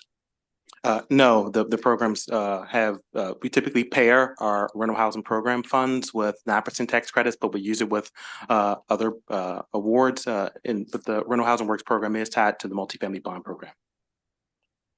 So it sounds like there could be circumstances, if we don't run afoul of the tax credit issues, where it could be used for graduate housing. Yes. Terrific. Let's talk about it offline. Thank you. Thank you very much, Mr. Chairman. The Secretary, I had one question. So first I want to, commend you all for everything you're doing to implement the, Bernie, Baltimore Regional Neighborhood Initiative. I know Vice Chair McCray has been a real leader in there too, so I want to salute him. We also have basically the counterpart for Prince George's and Montgomery County, the National Capital Strategic Development Fund, otherwise known as NED. So statutorily, we try to create parity between Bernie and NED to the 12 million. So what was the thought process with bumping up Bernie to 27 million, yet not doing the same for like the Montgomery County, Prince George's County pieces? Mr. Chair, we strongly support increase to $27 million for NED. I think it's a question of the scale of the challenge. To be honest with you, we have proposed, obviously, one of them statutorily required increases in our budget to NED and Bernie, and demand in NED does outstrip $12 million. But demand is lower than for Bernie funds. And so again, we're looking at the scale of need, and that's the driving force. Assistant Secretary Gilbert, anything you want to add? No, I think that's great. We also have a different set of awardees in the sense in the city, we have a lot of nonprofits. Baltimore City have a lot of nonprofits driving forward with investment. And in the inner beltway of Prince George's and Montgomery, we're working with, especially Prince George's, we're working with a lot of very small municipalities.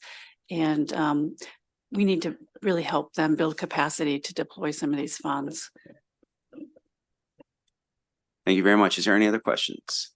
Okay. Thank you very much. Thank you very much.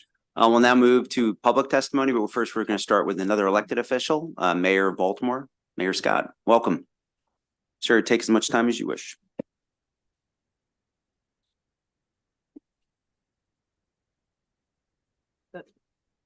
Thank you, Mr. Chair. I know my good senator, my favorite senator, was talking about me when he said we get 30 minutes, but I promise you I won't take 30 minutes of your time. Mr. Chair, Mr. Vice Chair, members of the committee, as you know, I'm Mayor Brandon Scott, and I'm here to testify in support of HCD's development's capital budget. In Baltimore, there is a Renaissance building in our city, and it includes people everywhere from City Hall to every single neighborhood in the city, most notably Johnson Square. State DHCD's capital budget, specifically the 50 million allocated for Project Core, is going to be crucial to help accelerate a key component of that effort. In December, with the partners of Build and the GBC, we announced an unprecedented vision to inject $3 billion into our neighborhoods over the next 15 years to solve Baltimore's vacant housing crisis once and for all. It is specifically designed to overcome decades of intentional disinvestment that far too many of our neighborhoods have endured. And while, as you heard, vacant houses in Baltimore are at its lowest point in 20 years, we know that we need to accelerate that work and do it very quickly. We intentionally partnered with GBC and Build to ensure that our plan is grounded in community and in partnership with key partners across the city. Overall, this ambitious undertaking is going to require all of us to accomplish it, and we will need investment from the city, state, and private partners to make it happen.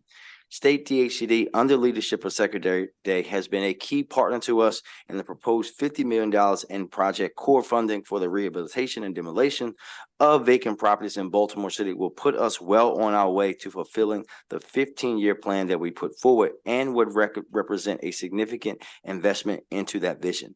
Their capital budget as proposed would allow for significant acceleration of our vacancy work around Baltimore City. In fact, the $50 million in project core money in the governor's budget could be leveraged to unlock $1 billion over 15 years if bonded and sustained.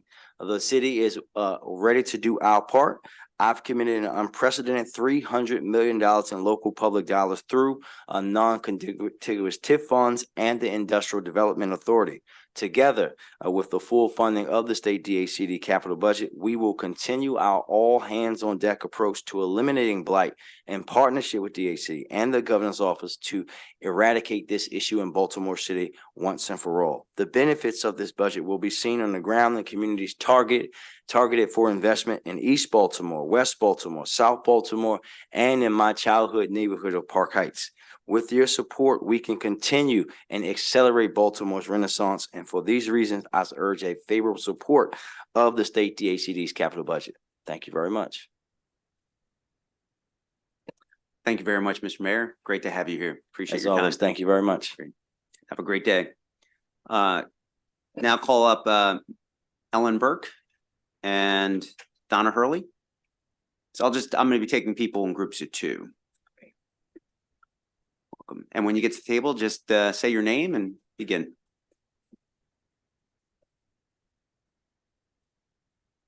I hope it wasn't something I said that you ran the other way. Okay. Just can't. Good. I get that all the time, just so you know. No, please start when you're ready. Thank you. Good afternoon. My name is Ellen Burke, and I'm the Executive Director of City Life Community Builders, a nonprofit working on housing redevelopment, community development, and workforce training in disinvested Baltimore neighborhoods. In our role as Bernie representative, we also lead efforts to promote housing and economic development through supporting others to obtain the resources they need to be effective. We would like to thank you for the support you have provided to DHCD over the years. This has enabled DHCD to deploy funding to the most underserved communities in our state. Without the Bernie and core funding we have received, we never could have completed the Hohen Lithograph project in East Baltimore. This 85,000 square foot historic complex consists of 3 historic buildings and 2 warehouse buildings. It required 26 funding sources, including federal. Today, this building is completely leased, with the majority of tenants being nonprofits, such as Associated Builders and Contractors, which operates the largest apprenticeship construction training program in the region. Morgan State University has opened 5 research centers at Hohen, which include the Center for Urban Health Equity, the Center for Urban Violence and Crime Reduction, and the National Center for the Elimination of Educational Disparities. Another project that would have been impossible without DHCD funding is the Henderson Crossing Housing Project, which consists of 44 for-sale homes. To date, this has brought 32 wonderful new families to the community who are contributing to the state's goal of creating generational wealth through home ownership. 5 new babies have been born on these blocks in just the last year. DHCD's support of City Life's for-sale housing rehabilitation in the Oliver community contributed to a true transformation of this community. Our initial renovations of scattered site housing on targeted blocks brought in many additional nonprofit and for-profit developers, eliminated blight, hazardous conditions, and illegal activities. And this community saved a K-8 school that Baltimore City was planning to close. Thank you.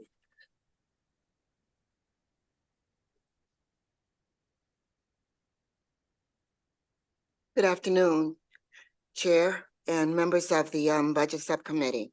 My name is Donna Hurley. I'm the CEO and founder of Hope Housing Options and Planning Enterprises located in Prince George's County. We, as a HUD-approved housing counseling agency, we have assisted many in foreclosure, financial coaching, rental assistance, and other services that our agency provide.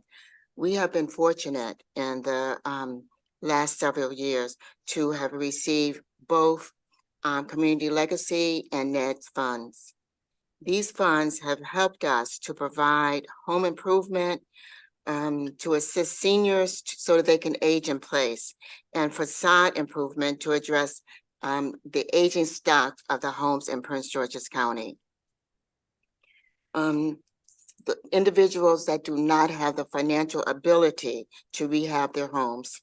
We have assisted over 65 homeowners with these funds awarded from Maryland DCHD through the Community Legacy and the NEDS grant. These repairs improvements prevent deterioration of homeowners, provide an enhanced quality of life, especially for our seniors, and where they can take pride in their homes and the community to revitalize the community. Recently, we was awarded the NED funds to assist with down payment assistance, which will help homeowners and low and moderate homeowners to become individuals to become homeowners. We greatly appreciate the funds and the support that we have received from Maryland DCHD, and we support their requested funds. We also are asking, unfortunately, the funds that we received does not provide any operating budget. So we greatly would appreciate some operating funds to be added to the budget. Well, thank you so much. Any questions for this panel? Thank you so much for your time. Thanks for coming down. We're going to call up Jenny Hope and Claudia Randall.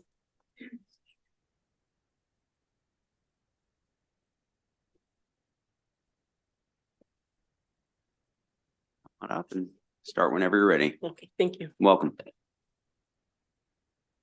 Go ahead. Sure.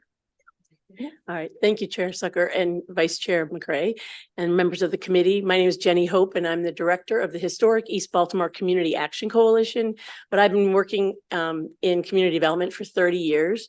And I just want to restate the Secretary's statement about the scale of the challenge in Baltimore is great. The number of vacant properties that are statistically on the Department of Housing's website and are vacant buildings that have been inspected and deemed as vacant buildings with notices.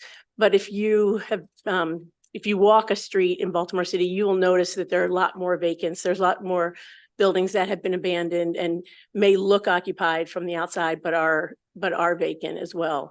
And so the scale of the problem is tremendous. The number of aged housing stock that needs work is insurmountable. $3 billion is a lot of money, but it's not enough. And so I really appreciate that these funds have been increased this year for Bernie and Core.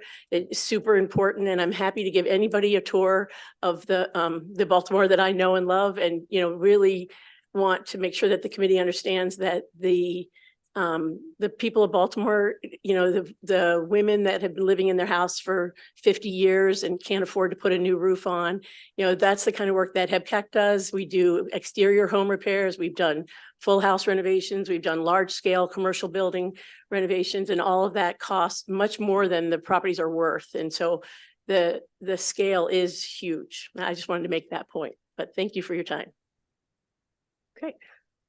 Good afternoon, Chair Zucker and members of the committee. Thank you so much. My name is Claudia Wilson Randall. I'm the Executive Director of the Community Development Network.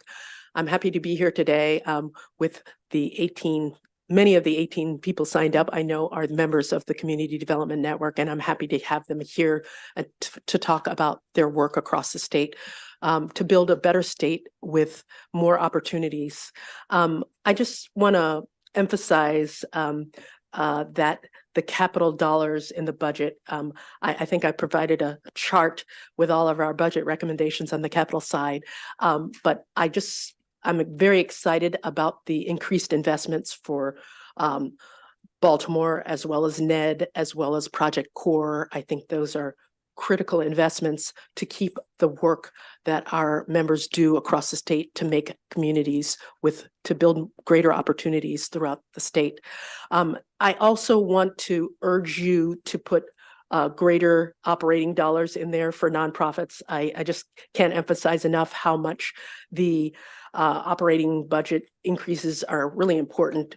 We can't move $39 million worth of capital without increased operating dollars. I know this is the capital budget hearing, but I just want to make that point.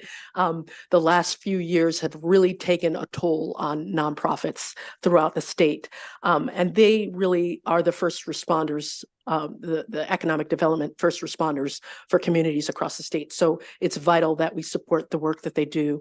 And I look forward to continued collaboration with the General Assembly as well as the Department of Housing and Community Development to do this important work statewide. And finally, I just want to say that it's also important, the rental housing works increases are important. We have the current budget is $138 million, but there are $200 million worth of projects in the pipeline. So we're still a bit short, and I would urge you to continue to invest in that because it's connected to everything that the state wants to do. Thank you so much. Thank you. Any questions for this panel? Thank you very much. Have a great day. Thank you. Jessica Zaniga and Michael Pasco. Welcome.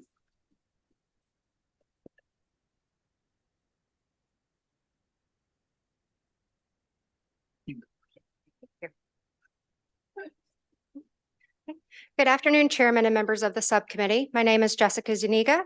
I am the owner of Foundation Development Group and Humphrey Management located in Howard County. We specialize in the development and management of affordable housing communities across the state. I am here today in strong support of the governor's budget as presented for the Department of Housing and Community Development's rental housing programs. As an employer in Maryland of over 250 employees with a wide range of incomes, and as an affordable housing professional, I am well aware of how hard it is to find attainable housing. The Comptroller's State of the Economy report hit the nail on the head when indicating we are losing residents from our metro areas to lower cost areas of the state and also to lower cost neighboring states. I see this every day in our ability to recruit in our management company and with the residents who choose one of our communities to call home. There are few options for low and middle income wage earners. The rental housing programs provide funding to build communities that meet the needs of most Marylanders. Households who make as little as $12,000 per year to households who make as much as $80,000 per year are able to qualify to live in communities developed with the rental housing programs. The average income of renter households in Maryland is $47,237. So the rental housing programs really do reach most renters. I'll close with an example of our latest community that used the rental housing programs. Canton Overlook just opened on the east side of Baltimore City in the Broning Manor neighborhood near the port and Amazon. This community takes advantage of and continues to build on all of the federal, state, and city investment made to continue to support the port businesses, enhance the surrounding neighborhoods, and create bike and pedestrian paths. Both the port and Amazon are important employers in Baltimore and the region, and our company is proud to provide quality, attainable housing to workers of both companies. This is exactly what the rental housing programs do: build on investment, create more investment, and keep Maryland's workforce here in our state. Thank you, Ms. Zuniga. Go ahead. Good afternoon, Chair, Vice Chair, members of the subcommittee. I'm Mike Pasco, the CEO for Habitat for Humanity of Chesapeake. We are a leading provider of affordable home ownership opportunities in Central Maryland. Since our founding, we have built or renovated homes in 24 communities across Baltimore City, Baltimore, Anne Arundel, and Howard counties. This year alone, we will work in 6 communities building homes that include both new construction and intensive rehabilitation of long vacant homes. Habitat Chesapeake supports the current allocations in the capital budget and urges the committee to increase funding for community legacy, emergency rental assistance, rental housing programs, and the Maryland Housing Counseling Fund. Community Legacy, Baltimore Regional Neighborhood Initiative, Bernie funds, and the Strategic Demolition Fund have provided critical support for several Habitat Chesapeake projects and its partner organizations. As we work in communities, we are in constant communication with other stakeholders and anchor institutions that find Community Legacy, Bernie, Strategic Demolition, and seed funds equally crucial to strengthening communities, making them places where families want to live and businesses are willing to invest. There are many shovel-ready projects across the state ready and waiting for these funds. Home building and community revitalization require millions of dollars in capital funds. We urge you to support the current allocations. Thank you for your time. Happy to answer any questions. Thank you very much. Thank you to this panel. Any questions for this panel? I don't see any. Thank you so much for your time. Really appreciate it. Committee, call up Miranda Williams and Mark Thomas. Welcome. Good to have you here. Start whenever you're ready. Good afternoon. I'm Mark Anthony Thomas. I lead the Greater Baltimore Committee, and we represent over 400 different businesses, nonprofits, community organization. But our mandate is really to grow the economy. And as a fairly new leader, I've been in my role for 14 months. We have big ambitions around tackling everything from foreign direct investment to seeing more business attraction and development. But at the heart of that is revitalizing Baltimore's communities. And when I started, we were on a 300-year plan to tackle blight in Baltimore City, and that's not acceptable. And so when you look at the investments that the city has committed, that the state is committing, and the opportunity now to galvanize the private sector to really respond and see revitalization that can finally turn the tide on the issue, we're excited to be supportive of this. And so we asked for the budget to really reflect what is a unprecedented investment in this issue in Baltimore. And so we're here to offer our support. Thank you. Good afternoon, Chairman Zucker, Vice Chair McCray, and member, I think, of the committee. My name is Miranda Darden-Willems, and I'm the Executive Director of the Maryland Affordable Housing Coalition, representing 185 member organizations that use DHCD financing to build, own, and manage affordable rental housing communities across Maryland. I am here today in strong support of the governor's proposed budget for DHCD's rental housing programs. Right now, there are 75 affordable housing projects under review at DHCD that need rental housing works funds, which would create or preserve nearly 8,700 affordable homes and leverage $2.6 billion in other investment. But without more funding, these projects cannot move forward as the current year funds have all been allocated. The $110 million in the governor's budget for rental housing works would allow about 40% of these projects, shovel-ready projects, to move forward as soon as the fiscal year begins. This amount of funding is adequate to clear much of the backlog of projects at DHCD. They have the staff in place to close these loans, and they will expend all of the funds during the next fiscal year. For every $10 million that you cut, that's 3 projects that cannot go to closing next year. We know there are many important priorities that all need more funding, but this program is a solid investment of state dollars, as every $1 invested in RHW leverages $11 in other investment. Full funding of the DHCD rental housing programs budget will allow us to continue our important work of building more affordable rental housing units to help solve the current housing crisis and to improve our economy. Thank you. Thank you. Any questions for this panel? Thank you very much.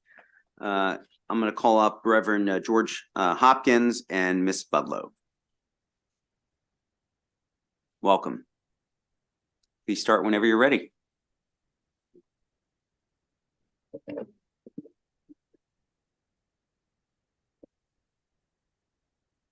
Good afternoon. My name is Reverend George Hopkins. I am a co-chair of BUILD, which stands for Baltimoreans United in Leadership Development. I am born from Baltimore and live in Baltimore with my family, and we happen to live 4 blocks away from the site where 3 firefighters lost their lives combating a fire in a vacant house. We also live 1 block away from a vacant school building that was closed this year. And in recent years, my community has experienced the closing of the nearest grocery store and 3 pharmacies, all occurring in a neighborhood that already has an unseemly amount of vacant houses and vacant lots. My community has had enough of being surrounded by this accumulation of losses. This is time to invest in building up our neighborhoods. That's why BUILD is here to testify today to express its strong support of Governor Moore's increased investment in housing across the state in its capital budget. This crisis is a crisis rooted in our city's long history of destructive and racially discriminatory housing policies and practices, including redlining that was pioneered in Baltimore more than a century ago. It's also a crisis that has long been dragged on the state's economy, directly impacting tax receipts for the state of Maryland and Baltimore City. Over the last years, you've heard Build has worked in close relationship with Baltimore City and with Greater Baltimore Committee to develop a focused and vetted plan to address the crisis of vacant and abandoned housing in Baltimore City at scale. By acting at scale, which the funds included in the governor's proposed budget makes possible, more strategic investment can be made to rebuild neighborhoods and broken housing markets. This is exactly what we have done in East Baltimore in recent years, using values that are a crucial part of our work with the city and with the business community. Our work has increased population in these neighborhoods and more than doubled property tax income for the city. Repeated studies from outside experts have shown that this kind of investment at scale can have a transformative impact on communities and on our state. Our state's future depends on us acting. Good afternoon. I'm Lisa Budlow. I'm the CEO of HI. We're a nonprofit housing developer and provider of neighborhood-based community housing programs and services. We're located in Northwest Baltimore, both in the city and in the county.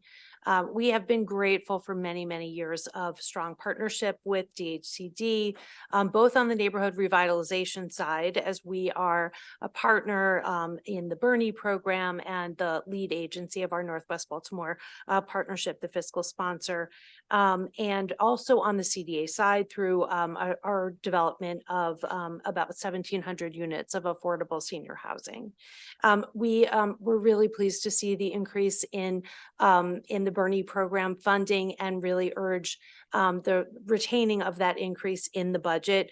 Bernie is such a smart way to get state dollars into neighborhood benefit. The partners are collaborating with neighborhood stakeholders who know their areas the best and really kind of work together to lift up the neighborhood directed projects that are going to make the most difference in the lives of the people that are living there. So want to urge keeping that increase. I do also, as a few other witnesses have mentioned, want to ask for consideration of using some of the increased dollars for operating costs of actually doing the projects themselves. It really just does take a lot of kind of operating muscle in order to create all these very impactful projects that are happening through Bernie. I also want to mention Rental Housing Works and the pipeline. As you've heard before, HI has a project coming up in Baltimore County, Weinberg House, and we're along with the affordable housing community really urging the funding for these really impactful projects. So thank you very much for your time. Thank you for your testimony. Any questions for this panel? Great. Thank you very much. Have a great day. We're going to call up William Moore and Shalonda Stokes.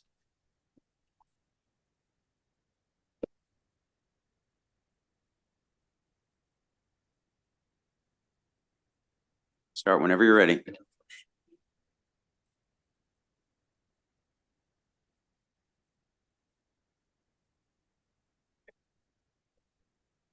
Thank you, Chairman Zucker and Vice Chair McCray, members of the committee. I'm Shalonda Stokes, President of Downtown Partnership of Baltimore, and it is my honor to present to you this afternoon to urge your full support for the funding specified in Governor Moore's fiscal 25 budget for Project CORE, and it's known Creating Opportunities for Revitalization and Equity.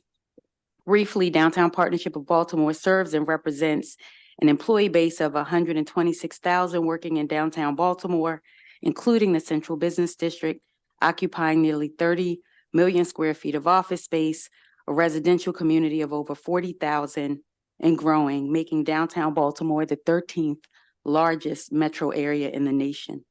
We represent some 46 hotels that provide more than 8,500 beds to nearly 12 million visitors. And as you can see today, I'm representing the CIAA that we have here in Baltimore. Governor Moore said it best, it's Maryland's decade and Baltimore's time. We couldn't agree with that more as we work to advance and stimulate the economic health and vitality of downtown Baltimore. Over the past 2 years, the core funding designated for the partnership has enabled us to build an even stronger partnership with the city of Baltimore, providing reliable resources for residents, small and large businesses that rely on essential services that we perform.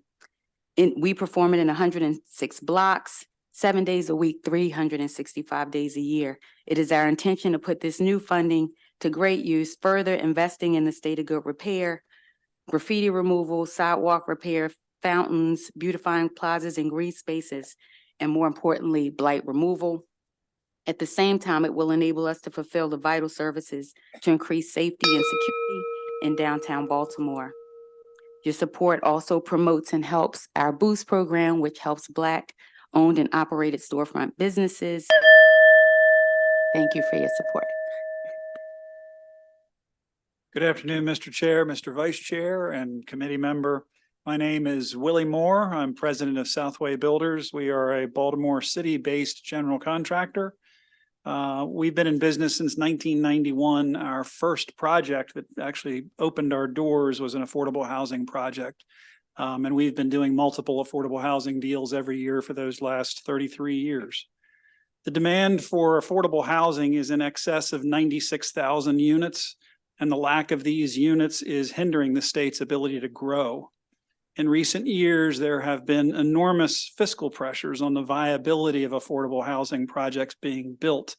And as you've heard, there are multiple projects stuck in pipeline due to cost pressures, from everything from significant increases in construction costs to higher interest rates. The rental housing works dollars are the vehicle to bridge those challenges.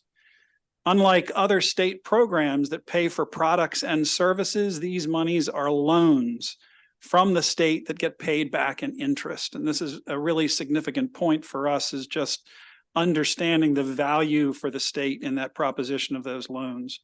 The proposed rental housing works investment will create over 14,700 jobs. That's just for the rental housing works component. You heard Secretary Day talk about $46,000 jobs for the overall funding.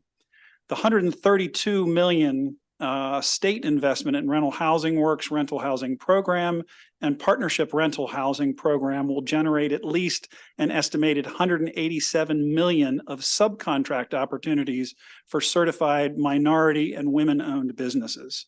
I thank you for your time and respectfully request that you support DHCD's budget as submitted without modification or reduction. So thank you very much. Thank you very much. Thank you for your testimony. Any questions? Sandy, thank you very much. I'm going to call up Sean Klosky and Regina Hammond.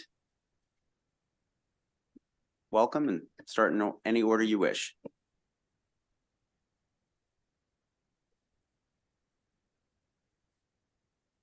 Good afternoon, Chair, Vice Chair, and Committee. My name is Regina Hammond, and I'm founder and executive director of Rebuild Johnson Square Neighborhood Organization. Over the past 11 years, we've witnessed the remarkable progress in Johnson Square's infrastructure and quality of life. This progress has been made possible through the efforts of an organized community on the ground, the Johnson Square Partnership, and strategic investments in housing initiatives.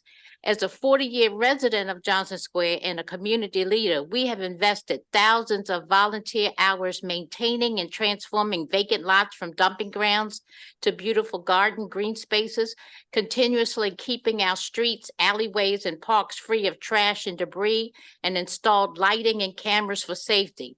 As a community on the ground, we have done and will continue to do all we can do to impact the quality of life for our residents, but we need the transformative impact of the proposed funding that has and will enable us to continue with the Johnson Square Partnership to rebuild, revitalize, and reimagine our community for generations to come with the support of Governor Moore's proposed investment in housing. Thank you. Thank you, Mr. Chair, Mr. Vice Chair, committee member. On behalf of Rebuild Metro, we are a community-based group that came into Johnson Square using funds from Bernie, and we have spent the past decade working on the issue of vacancy that has troubled the city. We had an area that started out with over 1,000 vacant units. We've removed 90% of those vacants. As that problem was resolved, we saw the population increase by 54%. We saw the homeownership rate increase by about 60%. We saw incomes in the community raised by 125%. And most importantly, we saw the homicide rate cut in half. And this was a place that many of us just forgot. When Regina came to us and said, can you repeat that? We said we can, and we turned to our friends both at the city and the state. We have site control over 550 abandoned properties. And within the next 24 months, 300 of those 550 abandoned properties will be eliminated. We will create parks, playgrounds, homeownership units, legacy homeowner units, meaning we repair families that are already living in the community, repair those houses. And in addition, we will create jobs in the process.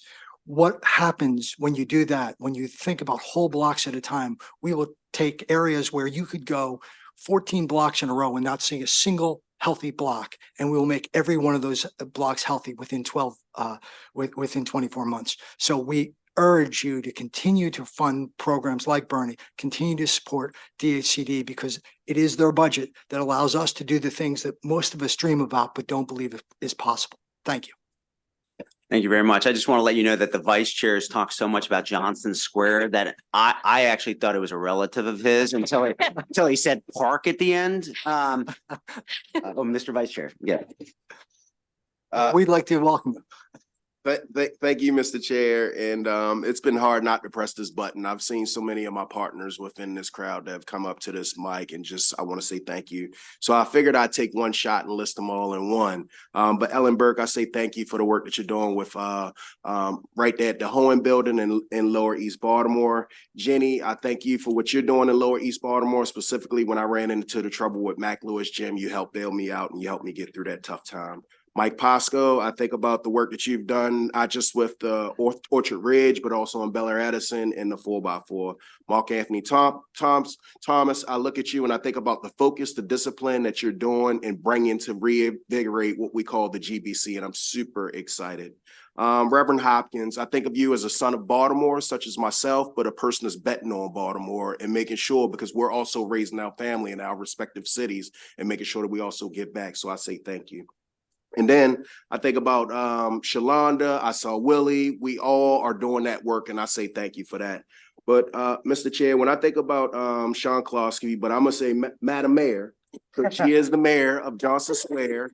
I think about like her and the community being in the trenches a decade ago, and Johnson Square did not look like that a decade ago. And they are what we call having the best approach from a top down and a bottom up. They're organizing money, but they're also making sure that they organize community and bringing everybody along, Mr. Chair.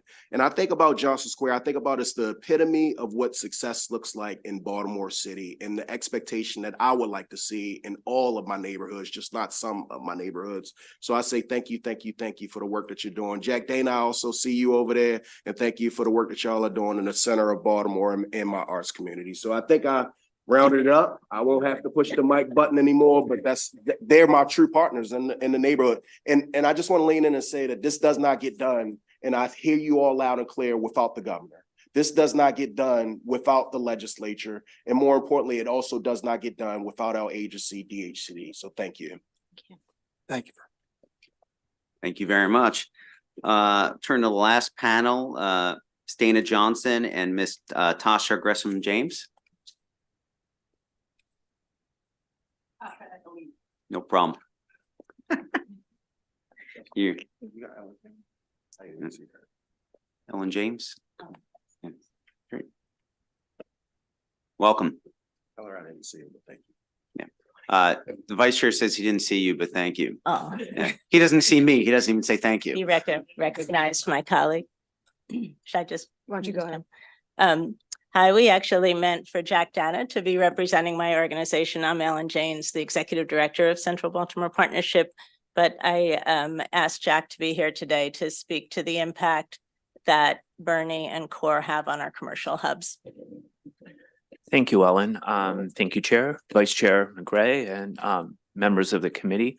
As you know, just very eloquently that Senator McGray just expressed, You know, when I started my planning career 25 years ago in Pigtown, you know, these funds certainly were essential to reviving commercial corridors. And no doubt these funds have grown, the toolkit has grown, and the increase needs to happen, and we request that it happens, but it's very powerful. And I think most importantly, what Senator McGray was stating in Johnson Square, but also in central Baltimore and all these communities inside the Beltway and out and throughout the state, these funds excite us, but they give us hope. And so these funds touch your communities like they touch ours. You know, contextually, these funds help your local business pizza shop grow. Two, you know, they align your business districts with the important pedestrian lighting needing to make these business districts welcoming and safe. Three, attract new businesses that reimagine vacant store space, but also expand these opportunities to local residents. And then very locally in the Station North Arts District, just in 1 year, these funds alone that have been deployed have achieved the following. We have reduced commercial vacancy rate in 1 year by 15%, reprogramming 30,000 square feet of commercial space, another 40 in the pipeline. We have attracted 6 new businesses, such as Mobtown Ballroom, now anchoring the historic North Avenue Market, 70,000 square feet of potential space for commercial and entrepreneurial use.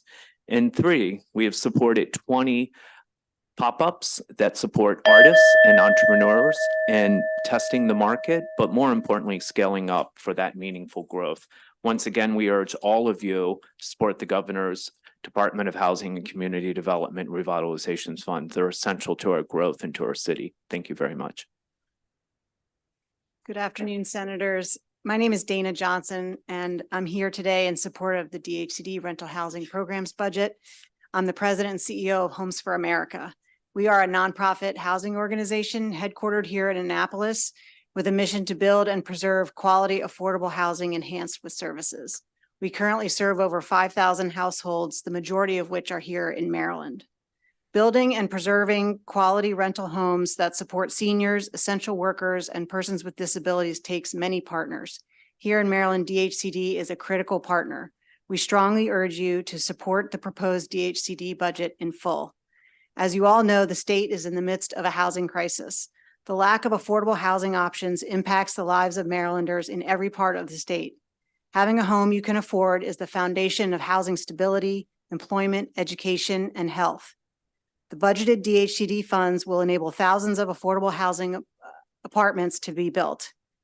Homes for America has a pipeline of projects in Baltimore City, Baltimore, Anne Arundel, and Talbot counties, all of which depend on state funding to move forward. One example is our community in Edna Gardens called Clare Court. We have been planning to renovate our existing 30 apartments and build an additional 53 apartments for families on the site since 2020. The project is ready to go to closing, but for Rental Housing Works loan funds from DHCD. If those funds are not available in July, the needed renovations and new units will not happen. In addition to Rental Housing Works, I also want to urge support for the other rental housing programs, such as Rental Housing Program Funds, Partnership Funds, Empower Energy Funds, and others.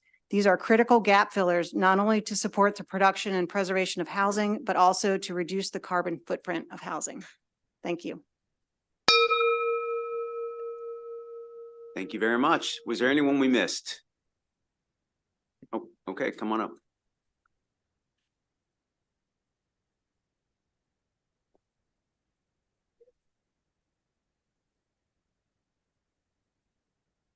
Welcome. Good afternoon, Mr. Chairman, and subcommittee members. Thank you for allowing us to testify today. My name is Yolanda Jiggets. I'm the CEO of Park Heights Renaissance. As the mayor mentioned, I too am a child of Park Heights, and we are working very diligently to change the trajectory of that neighborhood. So first and foremost, we are encouraged by Governor's more budget requests, and the increase in funds signals this administration's commitment to accelerating and reversing the intentional impacts of practices like redlining and unfair housing practices. Our mission each and every day is to implement and support a more conscious, focused community development plan where there is a standard of community involvement and community benefit in every project. We advocate for equitable investment in our community that tackles affordable housing shortages, creates pathways to wealth building via home ownership, commercial redevelopment, and workforce development opportunities. And Park Heights is the largest urban renewal area in this region, has over 20,000 residents, 12 neighborhoods, hundreds of businesses and faith institutions, and a significant number of community-based partners that are prepared to work collaboratively to change the economic status in the community. And what I'd like to end with is this funding request is no different than many of my colleagues have said today. But what I would really like to emphasize is, again, the need for the operating component that we all need to move this level of funding across many projects. And one example of real commitment from the state is we've gotten about $500,000 in funds, and it's leveraged over $10 million of investment in Park Heights. So continued funding at this level will help us move the needle in these neighborhoods that have been disinvested in for far too long. Thank you. Good afternoon, Mr. Chair, Mr. Vice Chair, members of the committee. For the record, Brian Alston, State Circle Strategies, here on behalf of Bon Secours Community Works, as well as Park Heights Renaissance. You've heard from the Chief Executive of Park Heights. So I just want to share two examples of the importance of the funding that both organizations receive from the Department of Housing and Community Development. Bon Secours Community Works recently partnered with LifeBridge Health and received seed funding for our home ownership project that will transfer 20 vacant properties in the Union Square and Carrollton Ridge neighborhoods into affordable homes. Seed, Bernie, Project Core, and the Community Legacy programs have given Bon Secours Community Works the essential capital needed to deliver on residents' desire to improve their neighborhoods' conditions and to build assets that will transform a community for generations to come. With regards to PHR, Park Heights Renaissance, past funding from DHCD has helped us spark catalytic development investment in the Park Heights community with capital funding to support a very successful whole block development strategy that created over 12 new homeowners in a block that was previously victim to approximately 85% vacancy in 2020. Again, we cannot underscore the importance of the funding. This is an historic moment with respect to housing, with respect to Maryland's time and Baltimore's time. And we strongly urge, we ask this committee to support the full agency budget request. Thank you for your consideration. Thank you. Any questions for this panel? Thank you very much. Thank you. Committee will turn our attention to the Department of State Police. We'll start with Madeline Miller. Present the analysis. Good afternoon, Chair Zucker. My name is Madeline Miller, and today I'll be presenting the DLS analysis of the Department of State Police's capital budget. Pages 1 and 2 of the document list the 9 projects in the Capital Improvement Program, or CIP. 4 of the projects receive funding in fiscal 2025, and 1 receives pre-authorizations for fiscal 2026 and 2027. Those 4 projects include Barrack L. Forestville, the Tactical Services Facility, Barrack V. Berlin, and Barrack J. Annapolis. A summary of the operating budget impact statements for these projects can be found in Appendix 1. The projects featured in the current CIP, as well as the locations of all state police barracks, are shown in Exhibit 1 on page 4. Projects are grouped and illustrated in accordance with the next fiscal year in which they receive funding. Additional information on the projects receiving funding in fiscal 2025 can be found on pages 5 through 9. All are ongoing projects and have received funding in previous fiscal years. The document provides information for the Forestville New Barrack and Garage project on pages 5 and 6. This project previously received $1.5 million, mostly in planning funds. The allowance includes $3.9 million for construction and equipment and 2 pre-authorizations to complete construction. Design for this project began in July 2023 and schematic design was completed in November 2023. Construction is now scheduled to begin in March 2025. During construction, Forestville personnel will work out of the existing College Park barrack. Vehicles assigned to the barrack already must be serviced at the College Park location. To the extent that the construction start date for the Barrack L project is delayed, the amount of time that personnel from both barracks are located in College Park while both barracks are under construction could increase. Information on the Tactical Services Facility New Operations Building appears on pages 6 and 7. This facility will house the Special Operations Division and the Bomb Squad of the Office of the State Fire Marshal.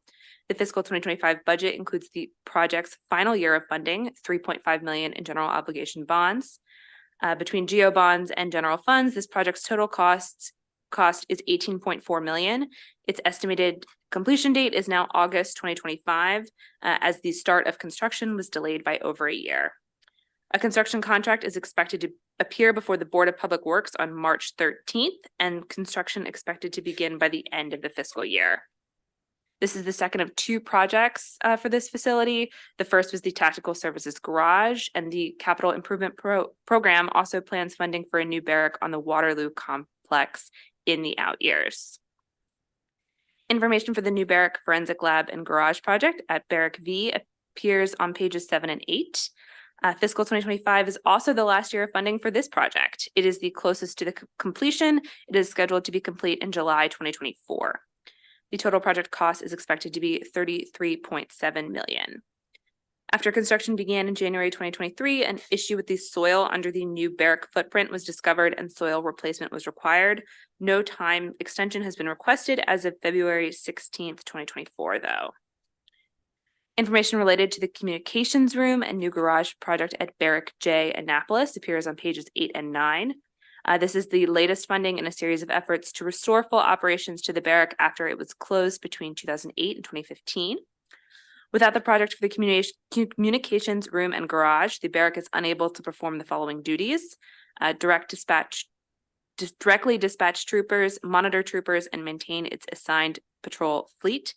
Its ability to store vehicle evidence from crashed vehicles is also compromised. The project received Part 1 and Part 2 program approval in January 2023. The project's design phase began in 2024 when BPW approved a partial contract amount for the first 2 phases of design. The Department of General Services will return to the Board of Public Works when additional capital funds, such as those provided in the fiscal 2025 capital budget plan, are authorized. Though the project scope has not changed, the cost decreased by 17.4% to $3.9 million since last year's CIP. DLS asked that the department comment on the reasons for the decrease in costs. DLS recommends approving all authorizations and pre-authorizations for the department. And the CIP also includes 5 out-year projects, including Barrack Q College Park, Barrack A Waterloo, the Brooklynville New Public Safety Complex, the renovation of Building D at DSP headquarters, and Barrack P Glen Burnie. The headquarters project and Glen Burnie Barrack are both new to the CIP. Only one of these projects, the College Park one, has previously received funds. That concludes my presentation, and I'd be happy to take any questions at this time. Thank you very much. Any questions for Ms. Miller? Thank you very much. Mr. Secretary, come on up with your team. Thank you for your patience. My memory is very good, so I promise next year you will be second behind the Department of Disabilities. Yes, sir, no problem. Thank you.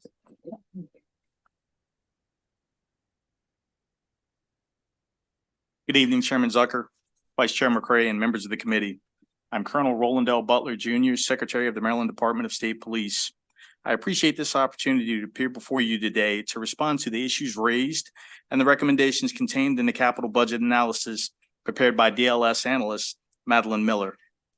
Thank you, Madeline, for your thorough analysis and your professionalism. With me today are my subject matter experts from the MDSP Logistics Command Team, Major John Arminger and Mr. Michael G. Greg Mays. I want to publicly thank them and their team for their hard work, and I also wish to thank our sister agency partners, DGS and DBM, for all their support. Our MDSP family, both civilian and sworn, are our most valuable assets. Fostering a healthy workplace culture is at the forefront of every aspect of our operations. We are committed to providing our troopers, civilian personnel, and future members of our team the best possible working environment, including technology, equipment, and modern facilities, while being fiscally and environmentally responsible. Attracting qualified applicants to join our team is challenging, not just for MSP, but for all law enforcement agencies nationwide. We are competing for the same pool of people. Our facilities play a major role in our ability to fulfill the mission to serve the people of Maryland and those who visit this great state. Today, we are pleased to concur with the recommendations made by DLS. My written testimony provides the response requested regarding the Annapolis Barrack project. My team and I are happy to answer any questions you may have. Thank you.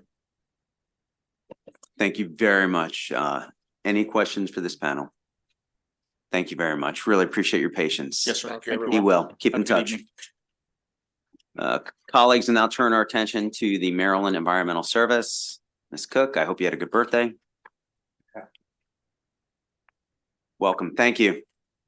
Start whenever you're ready. Thank you, Mr. Chair. Thank you for the birthday wishes. We got Mexican food. Before I begin, again, my name is Carrie Cook from the Department of Legislative Services. Before I begin, I just wanted to clarify there was an error on the chart on the first page of the analysis. I believe you got an updated version. Okay, great. We did make that correction both on the floor system and on the website, so appreciate your understanding there.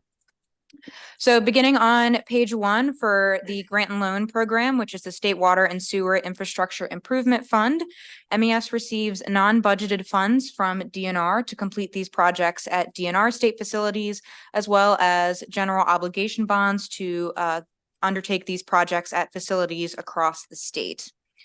Exhibit 1, which begins on page 3, is a table that shows you all the projects that are included in the fiscal 2025 budget. There are 6 projects in 4 jurisdictions. So these are just the ones that are receiving funding in FY 2025. There is a total of 29 projects in their 5-year plan, and that includes 14 projects funded with GO bonds and 15 at DNR facilities supported by those non-budgeted funds. And I will not go through them given the hour. Exhibit 2 on page 6 shows the use of fiscal 2024 unallocated funds. So last year, MES received $1 million in non-budgeted and $1 million in GO bonds to sort of use to support projects that had gone over budget, been delayed, things like that. So this just shows the information on how they were able to utilize those funds to continue to move the projects along. The issues begins on page 7. These are just some updates on some things that we've discussed in previous years.